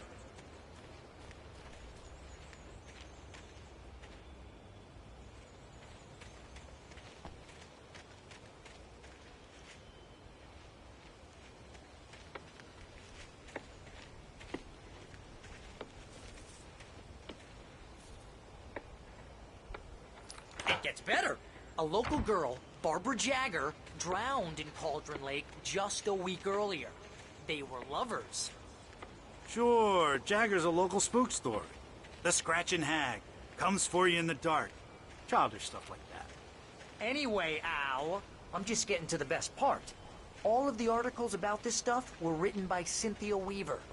I asked around, and she's that crazy bag lady you met. What, the lamp lady? She can be a little loopy, but she's not homeless or anything. Yeah, anyway, she knew both Jagger and Zane before they both died, and she had some kind of a breakdown.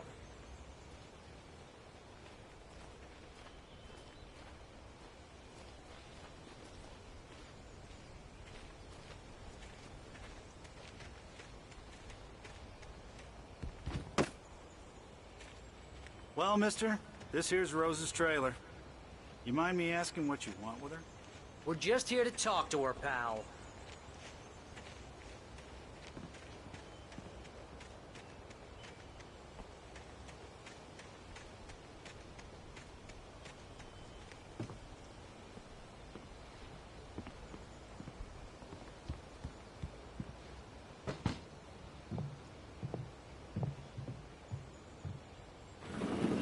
Welcome to... Oh dear, Mr. Wake. I'm so glad you're here. Rose, you have my manuscript? Oh. Oh yes. Yes. Please, come in. Hey, this is really good. Rose, Yes, my manuscript. I really need it. I understand. I know what you need. A muse to inspire you. Oh, for Barry? She doesn't have anything. Yeah, hey, Al? Al, what's... Oh... Barry! What? What?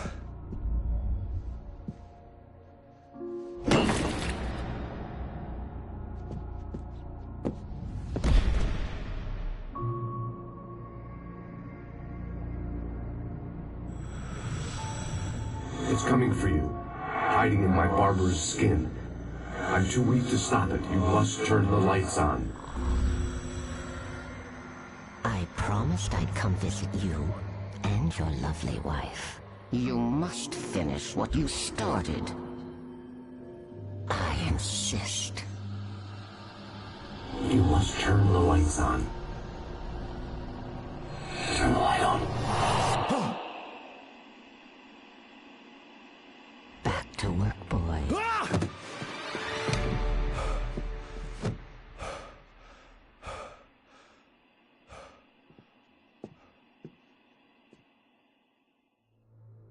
I felt nauseous, hungover. Only anger kept me going. I can't tell reality from dream anymore, but it seems I have an imaginary editor to help me. She's an old woman in a funeral dress. I call her Barbara Jagger. She's very strict. I'm writing faster and faster. My manuscript is being heavily revised. The edits are getting very aggressive, and each day there's less of me and more of her. I hate it, but I know she's right. She promises me I can save Alice this way. She knows more of this than I do. About the complex incantation I'm attempting. About this place. She's worked with another writer under similar circumstances, Thomas Zane. The genre of the story seems to be shifting. It's turning into a horror story. I'm getting close. I can feel it. Rose took a day from me. I had less than 12 hours left to meet the kidnapper. All I could do was get Barry into the car, work something out once I got on the road.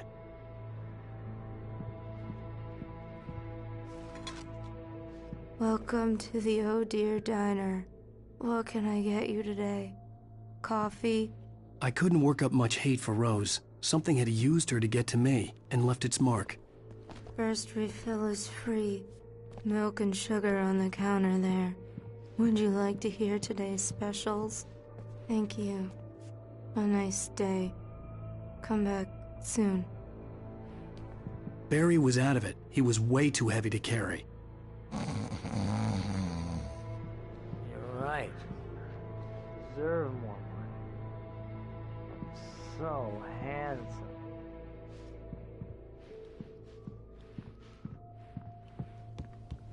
My gun and flashlight were gone. I'd have to find a way to get Barry into the car as quickly as possible. There was no time to waste.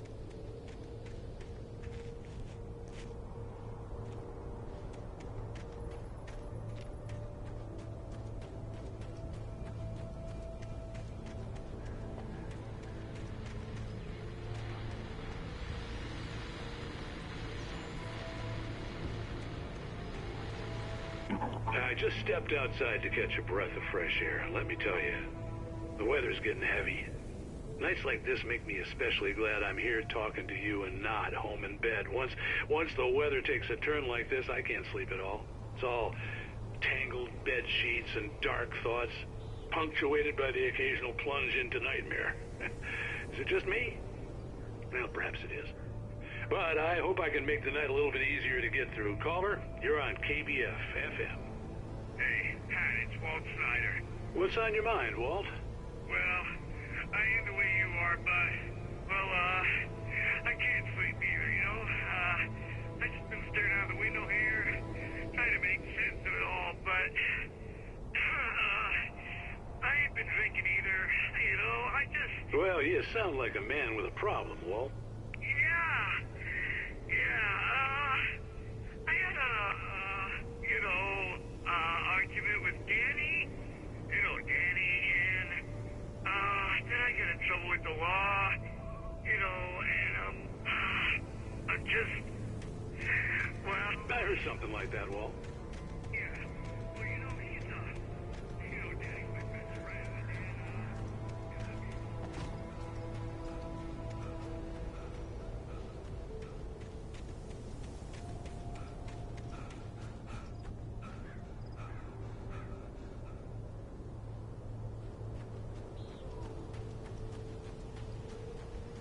Oh, you're gonna get it now. God knows what you've done to that poor girl. This is Agent Nightingale, FBI! Get him up, Hemingway! You're under arrest! You move a muscle, I'll unload right in your goddamn face! Stay right where you are, Spillane!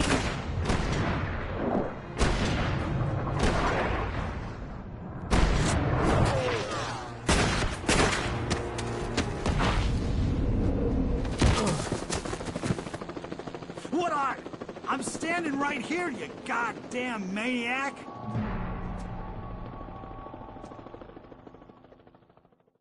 I hated to leave Barry behind, but there was no way I'd miss my appointment with the kidnapper. Give it up, Mr. Wake! Come on! Get after him! Don't let him get away! Move it! Move it! Move it! I'll have you shot if you let him get away!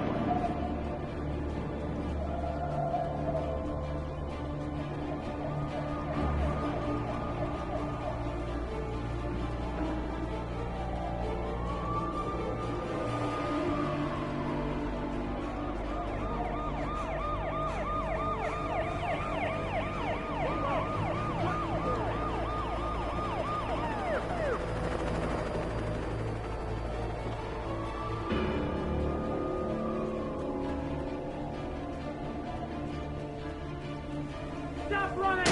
Freeze! Okay, man. Keep your eyes peeled. He's gonna try to make it through here. Oh, damn. Wait! Wait! Better now! Wait! Keep an eye out!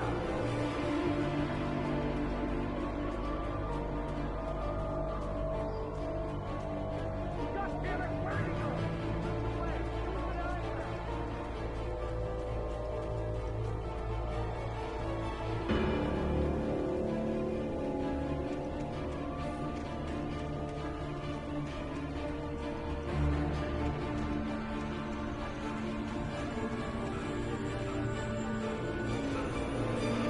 God!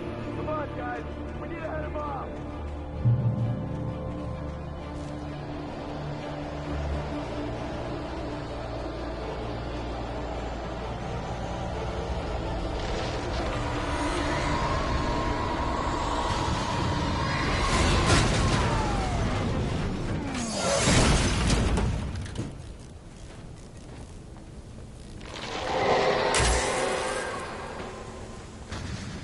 Come in, Agent Nightingale. This is Sheriff Breaker. Over. Nightingale, over. What on earth is going on? My deputies tell me you fired at Wake, and he didn't have a gun. You almost hit a civilian instead. Over. Sheriff, Wake's running. I'm giving chase. I don't have time for this. Well, make the time. Can't just go shooting at people in my town. Over. I'm a federal agent pursuing a fugitive. You want to discuss my message, Sheriff? Make an appointment. Over. You stay right where you are, Agent Nightingale. I'm on my way. Out. The suspect was last sighted running along the shores of the east-western Citrullin Park. All units are advised that the suspect may be armed. Approach with caution. James out.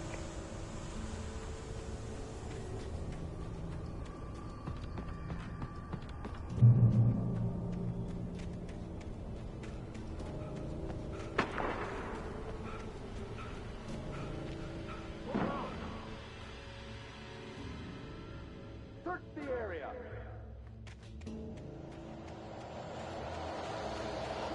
Stay sharp.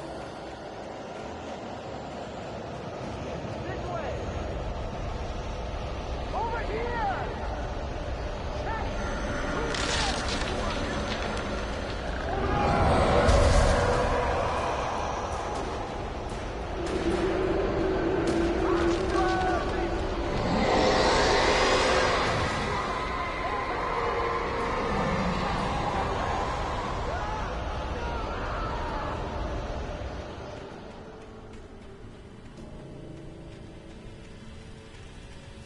This horror was everywhere I went, circling me. The cops didn't stand a chance. They were after a writer, not a monster.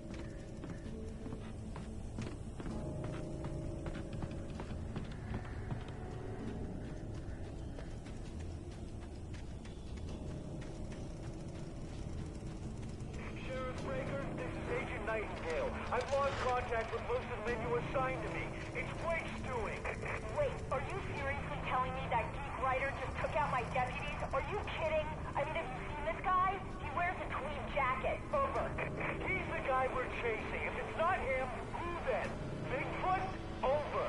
I don't know yet, but I'm not in the habit of jumping to conclusions. That tends to come back and bite you in the ass. Out.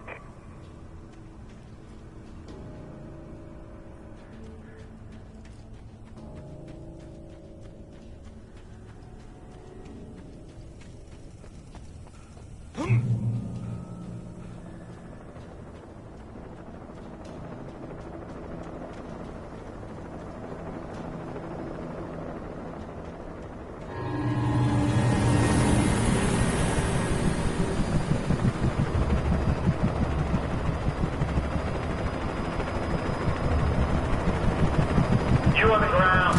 Hold it right there. There's nowhere to run.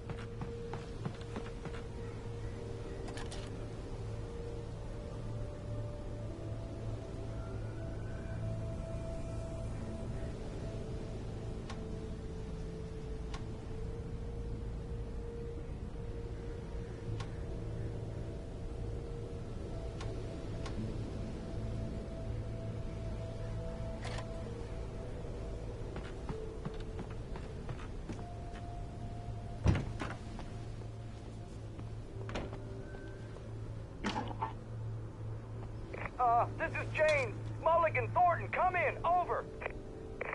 Thornton here. James, we got both Wheeler and Rose in custody. They didn't put up a fight or anything. But anyway, hey, what are you... Come on.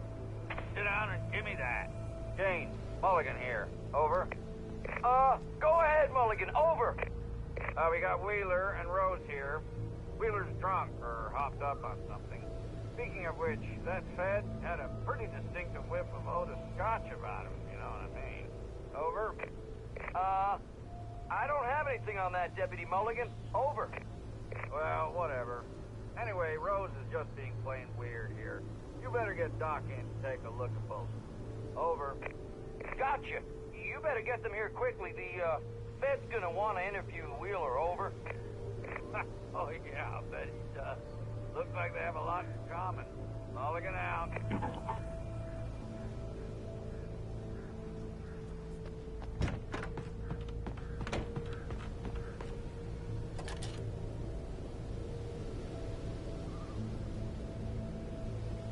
I could see the lights of the radio station in the distance.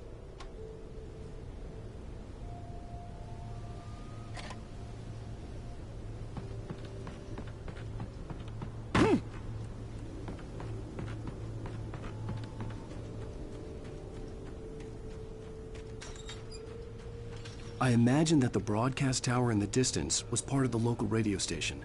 Maine seemed like a decent guy. Perhaps he could give me directions to the coal mine.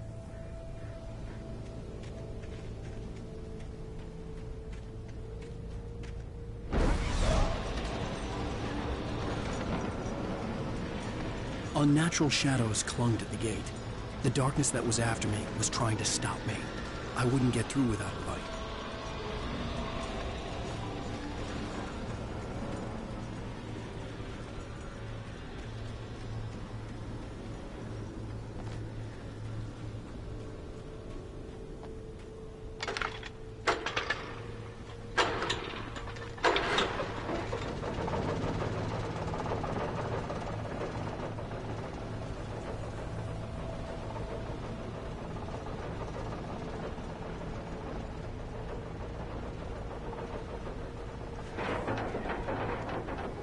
The old generator conked out.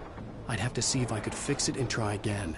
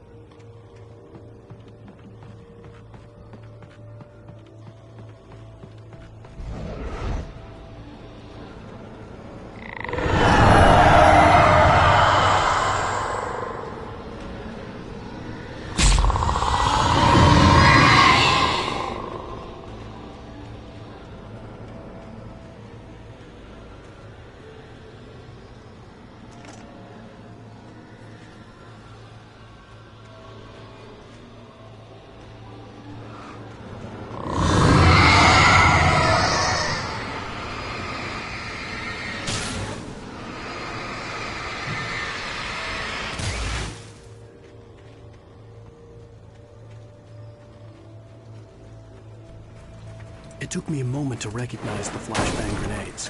They were an ideal weapon for my situation. Team 1, come in. Over. Team 1, this is Sheriff Breaker. Report. Over. Team 2, come in. I need a report. Over. Come on, guys. Talk to me. Come in, please. Over.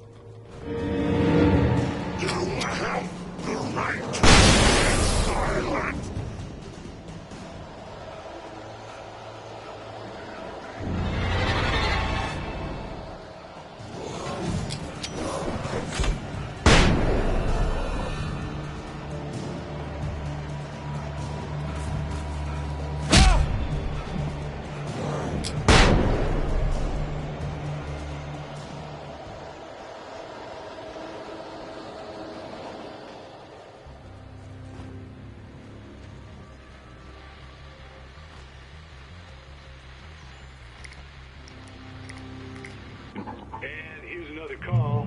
You're on KBFFM with Pat Maine. It's Milt Peabody, Pat. What's on your mind, Milt?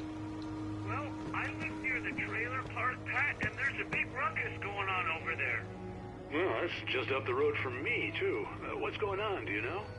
I don't know, but there's a bunch of police cars there, lots of sirens, a helicopter buzzing around, and I think I heard some gunshots.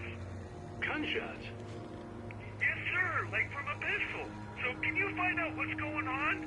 Because it's just next door and they're popping off guns there. They're still shooting? No, it was maybe 10, 15 minutes ago. It sounds serious, Pat. I'm telling you, it don't sound like no party.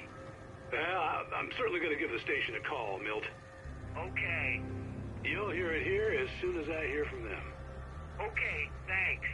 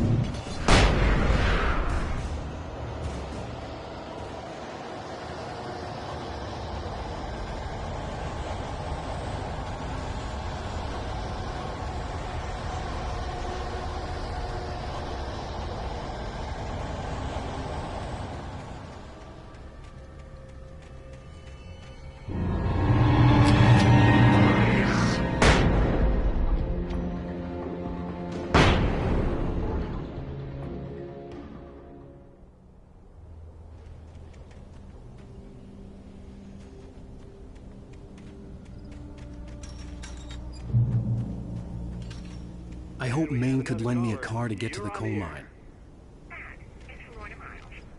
Oh, why, hello, Lorna. What do you have for us? Well, I just don't see why the cops bother with the trailer park. What do you mean? It's a trailer park. Of course you're going to have trouble in a place like that. I mean, what do you expect? The sheriff should be helping us normal citizens instead of wasting resources on those people. Well...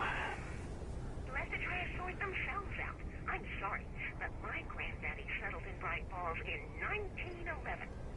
Well, thank you very much for that compassionate viewpoint, Lorna. How can I be sure you'll walk away?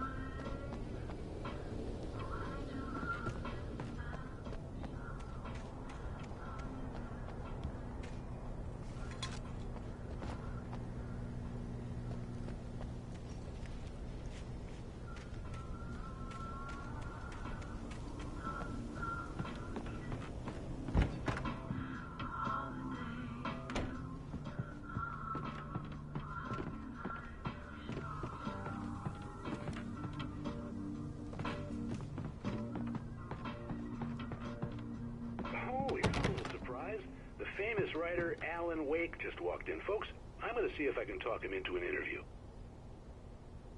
Come on in, Mr. Wake.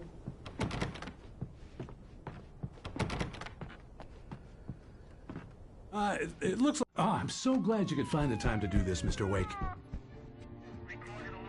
Nowhere to run now, Dan Brown. You back away from from me! Don't hurt! Whoa. Everyone calm down. Put the gun down. We're all friends here, right? Cool your jets, Nightingale. We got him. Judas Priest! What the hell's the matter with you? There's a civilian in there.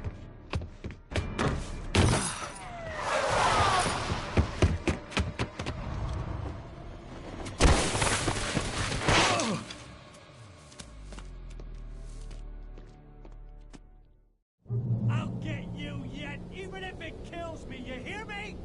You hear me, H.P. Lovecraft?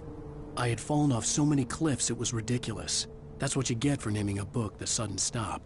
It was probably good I hadn't had the chance to tell Maine where I was going. I'd have to lose the cops and find my own way to the mine.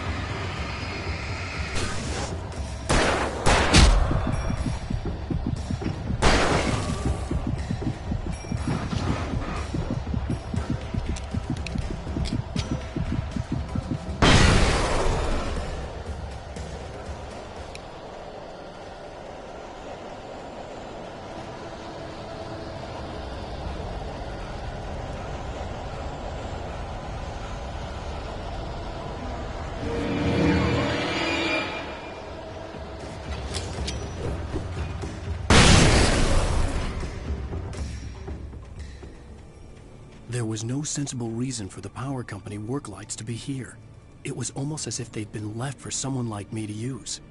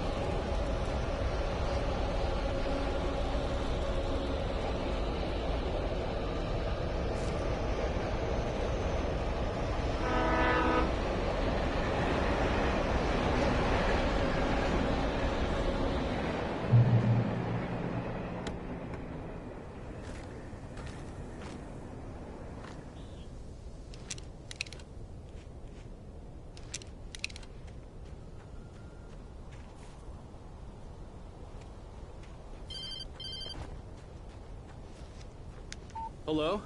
The most stubborn man I've ever met. Alice? Alice? Alan, I'm so afraid. He keeps me in the dark. Please help me. I look at you, Alan, and it's not you. Something else. Looking out from behind your eyes. Alice, I'm here. I'm so alone here. It's all gonna go to hell. You need to be careful. Cooperate. The connection had been terrible, but that wasn't the only thing that hadn't been right with the call. She sounded wrong somehow, but she had called me.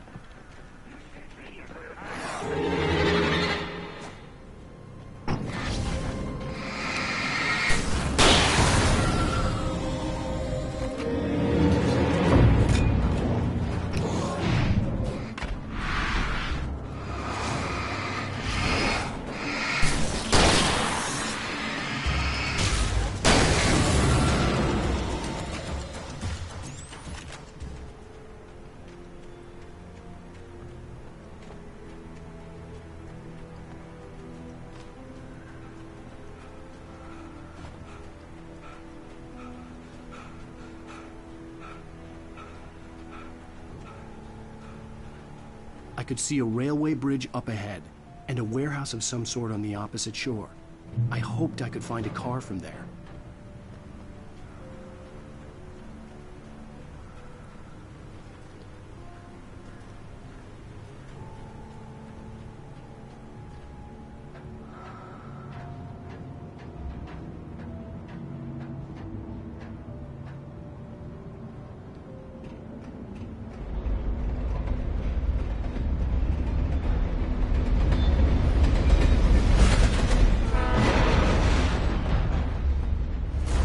That was pursuing me was growing stronger, and it was taking over everything in its path.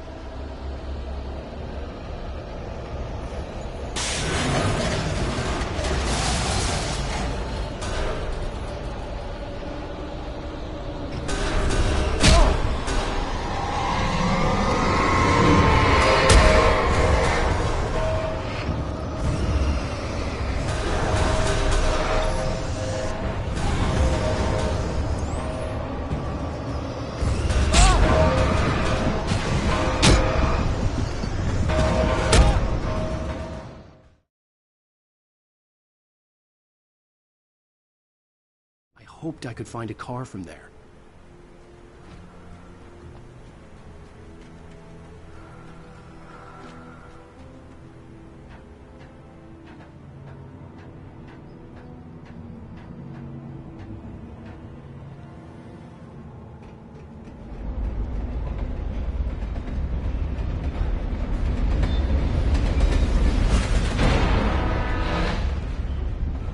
The darkness that was pursuing me was growing stronger, and it was taking over everything in its path.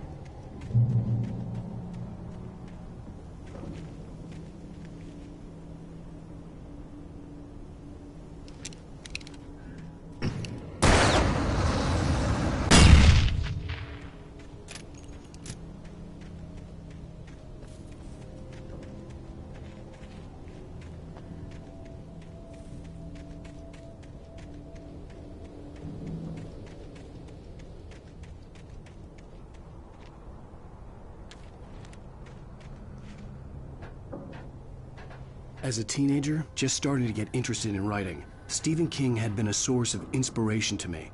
I thought about all the inanimate objects that had come to life in his books.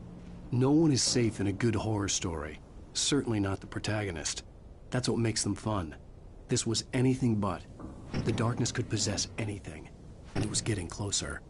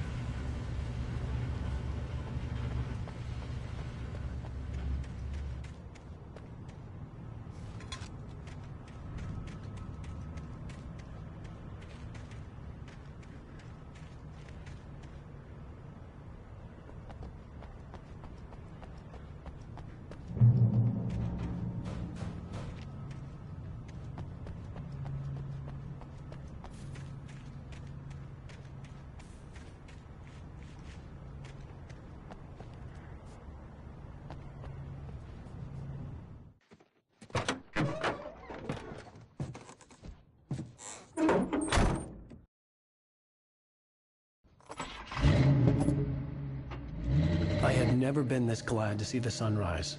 I had a couple of hours to get to the coal mine.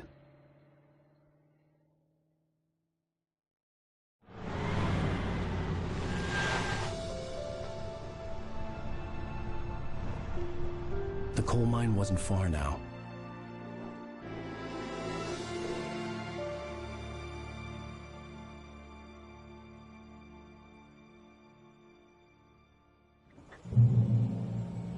Today, I would meet the kidnapper, and he would give me Alice. I wouldn't give him any other choice.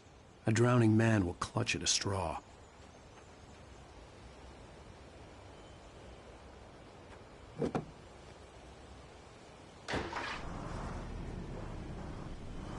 Little by little, without realizing it, I'd come to believe that the story in the manuscript was coming true. The current of its narrative had taken me deeper and deeper into dark waters. Alice had been taken from me. Barry was probably in jail. I was a fugitive from the FBI. The whole world taken over by the Dark Presence was trying to destroy me. It all felt real, but it matched a textbook case of insanity.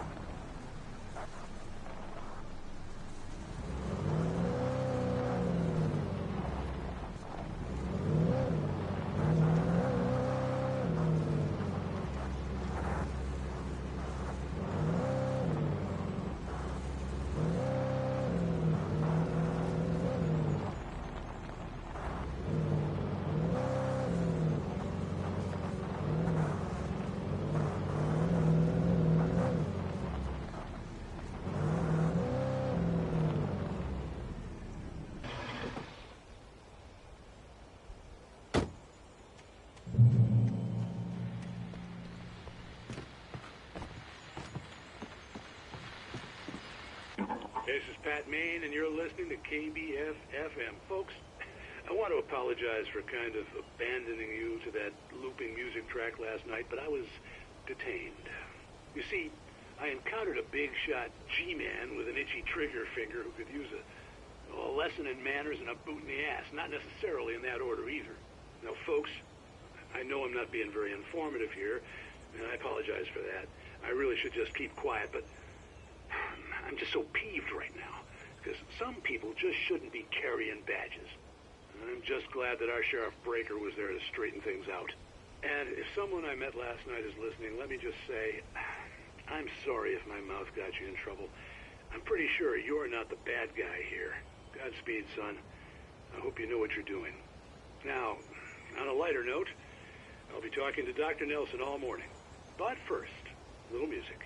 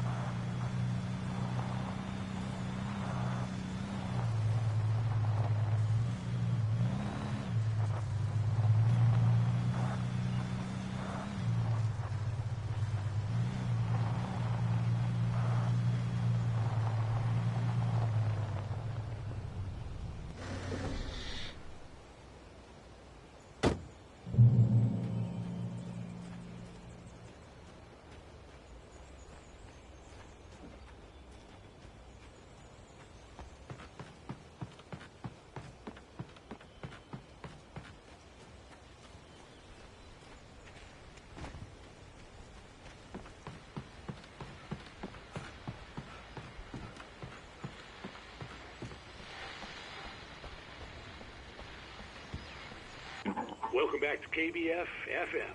Hope you enjoyed that tune. Now, Doc, you were talking about life and finding that special someone, that soulmate. Well, you were talking about that. I was saying I don't buy it.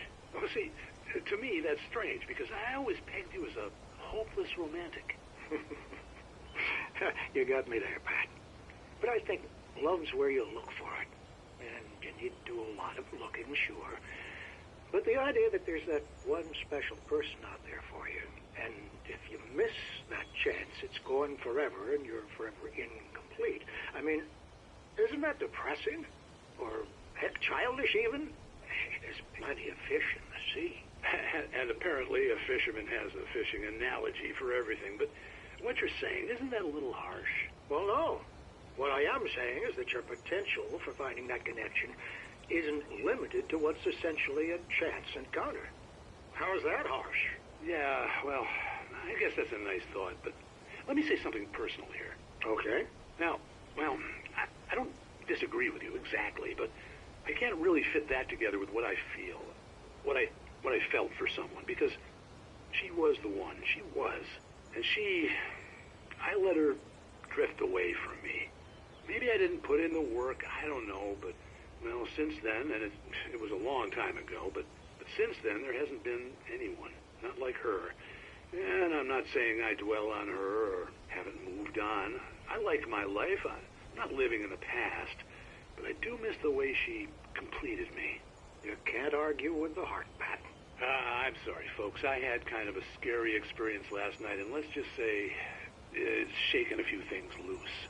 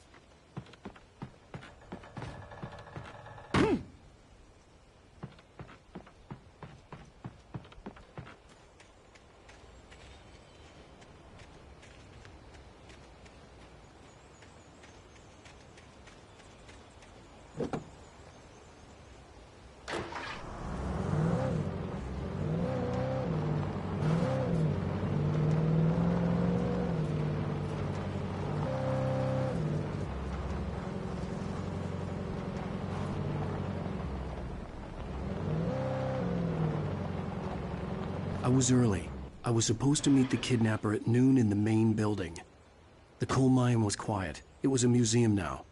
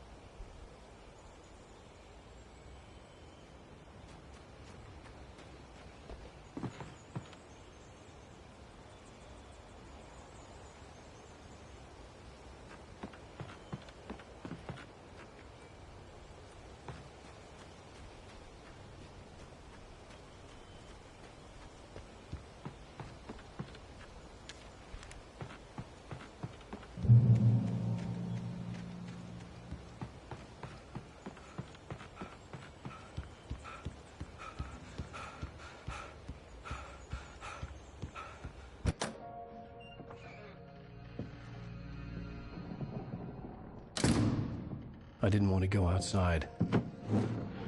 Cops had to be looking for me. The noon sun turned the place into a sauna. The day dragged on. Different scenarios ran through my mind. Ways of how I'd torture the kidnapper to get Alice back. Or the different horrible things he could have done to her. I imagined her dead. I had no way of knowing she was still alive. It was killing me. I was running on blind hope. It was all a waste of time. The bastard never showed up.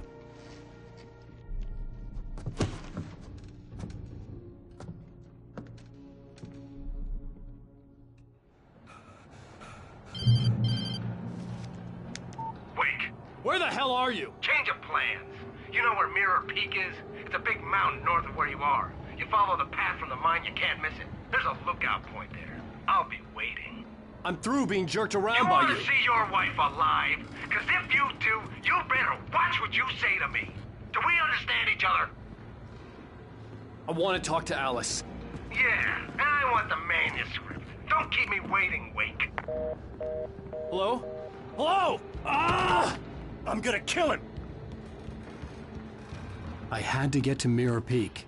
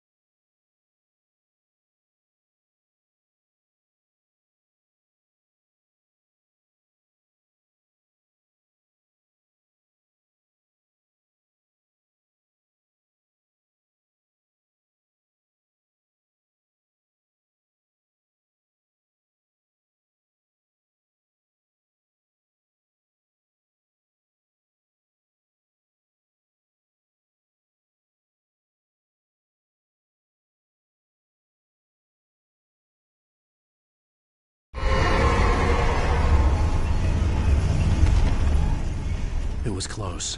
Maybe closer than ever before.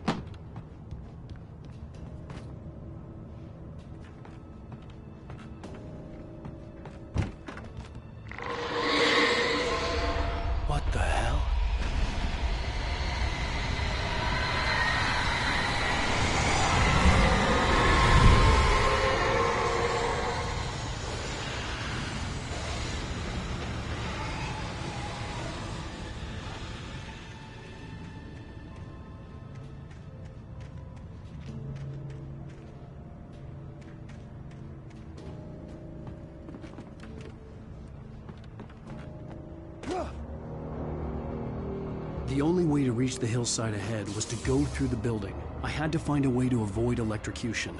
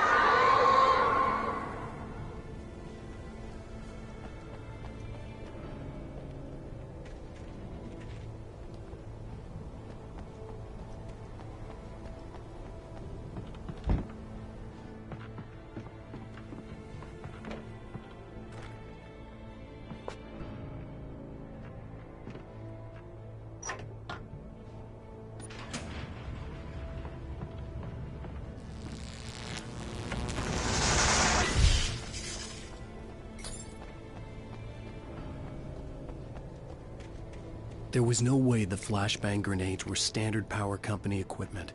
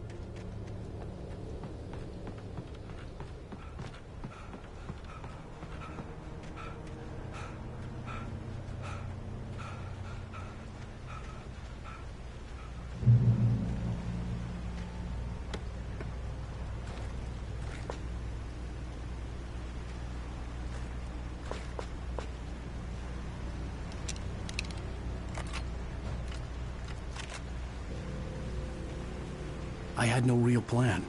I was going to give the kidnapper all the manuscript pages I had for Alice. If that wasn't enough, I'd hold him at gunpoint and make him talk.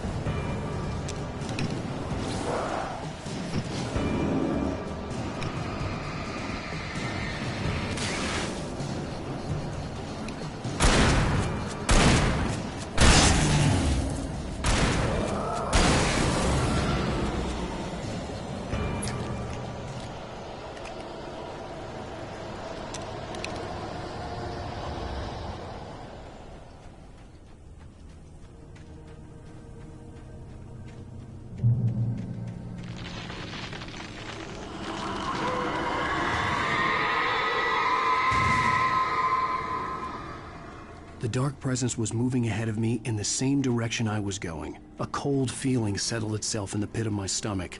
Was it going for Alice?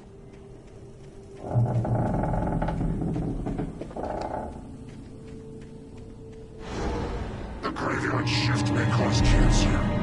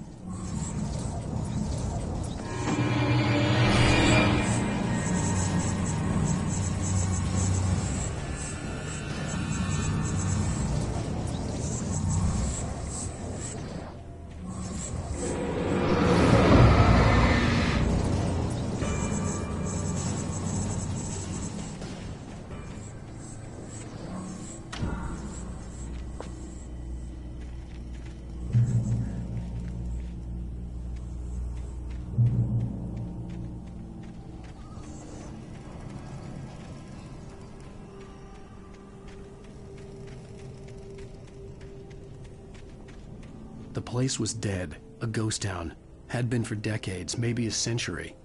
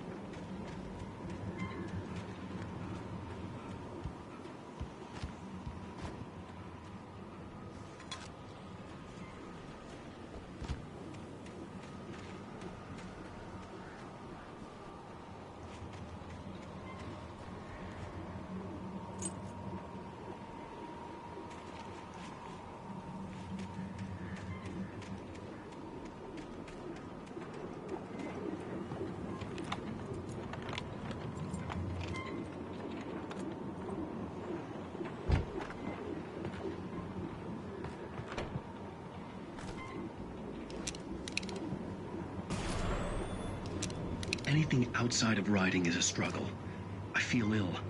I managed to make my way downstairs. There's a shoebox filled with books and papers by Thomas Zane. It's very hard to focus, but I managed to read some of it. He's a poet, and a good one.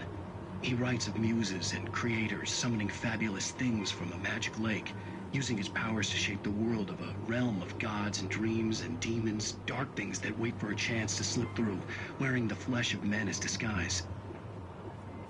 Zane writes about himself, his girlfriend being taken over by a dark presence, about growing scared of the lake. Zane believes it's a mirror to the gaping void of darkness above, where some Lovecraftian presence lurks. I crawl back upstairs. I'll borrow these things for my story. They ring true. They fit.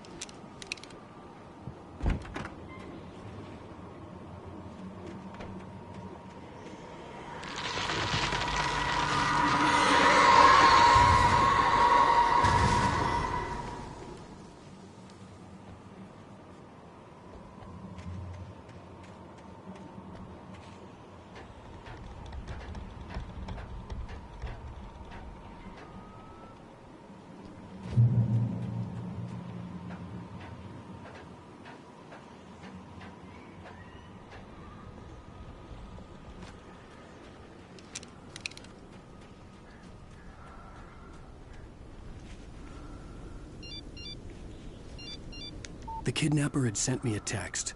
The message was full of spelling errors and insults. It was telling me to hurry up.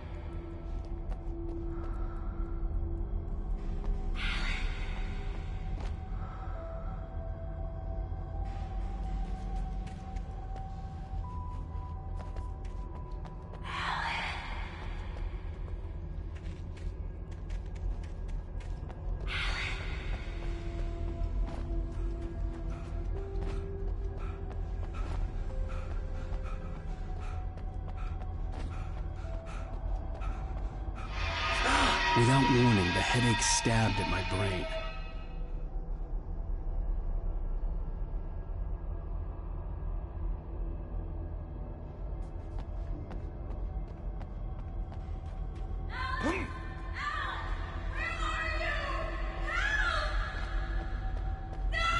Alice?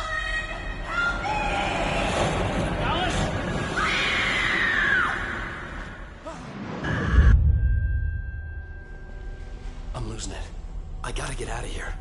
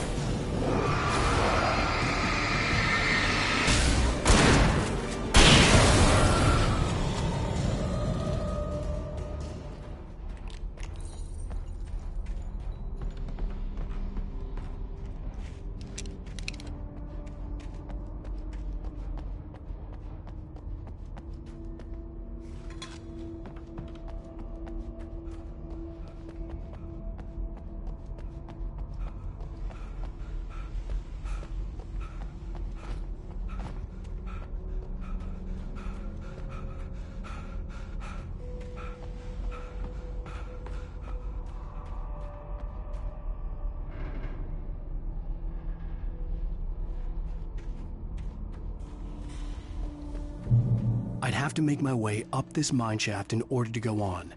Maybe the machinery could help me with that.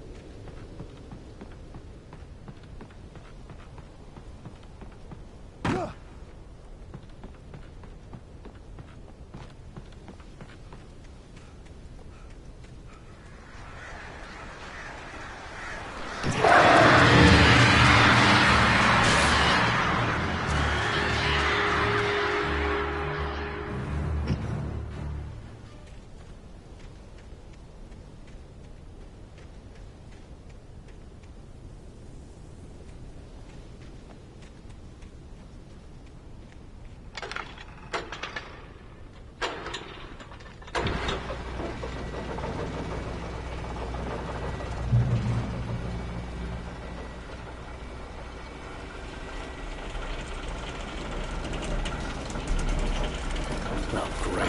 Another cable. Just great.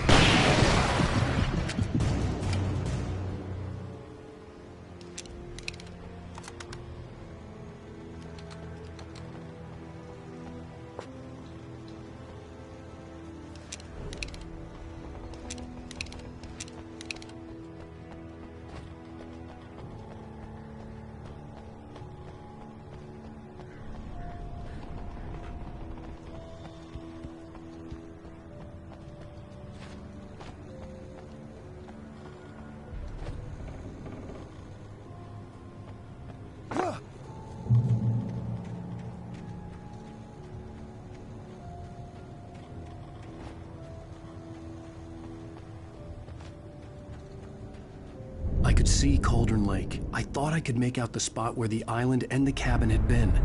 There was a light near it. It had to be a boat.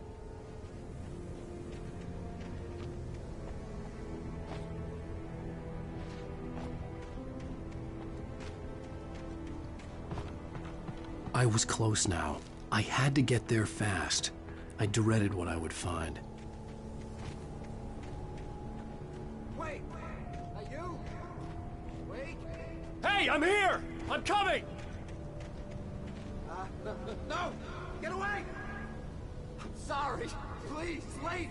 The boss didn't know who he was messing with. I didn't know. I swear, I didn't know. We don't have his wife. We don't know where she is. She's probably drowned. We just said we had her to make him play ball. You see? To get him writing for us. Please. Please. Oh. I'm sorry. Please don't hurt me. Ah! Ah!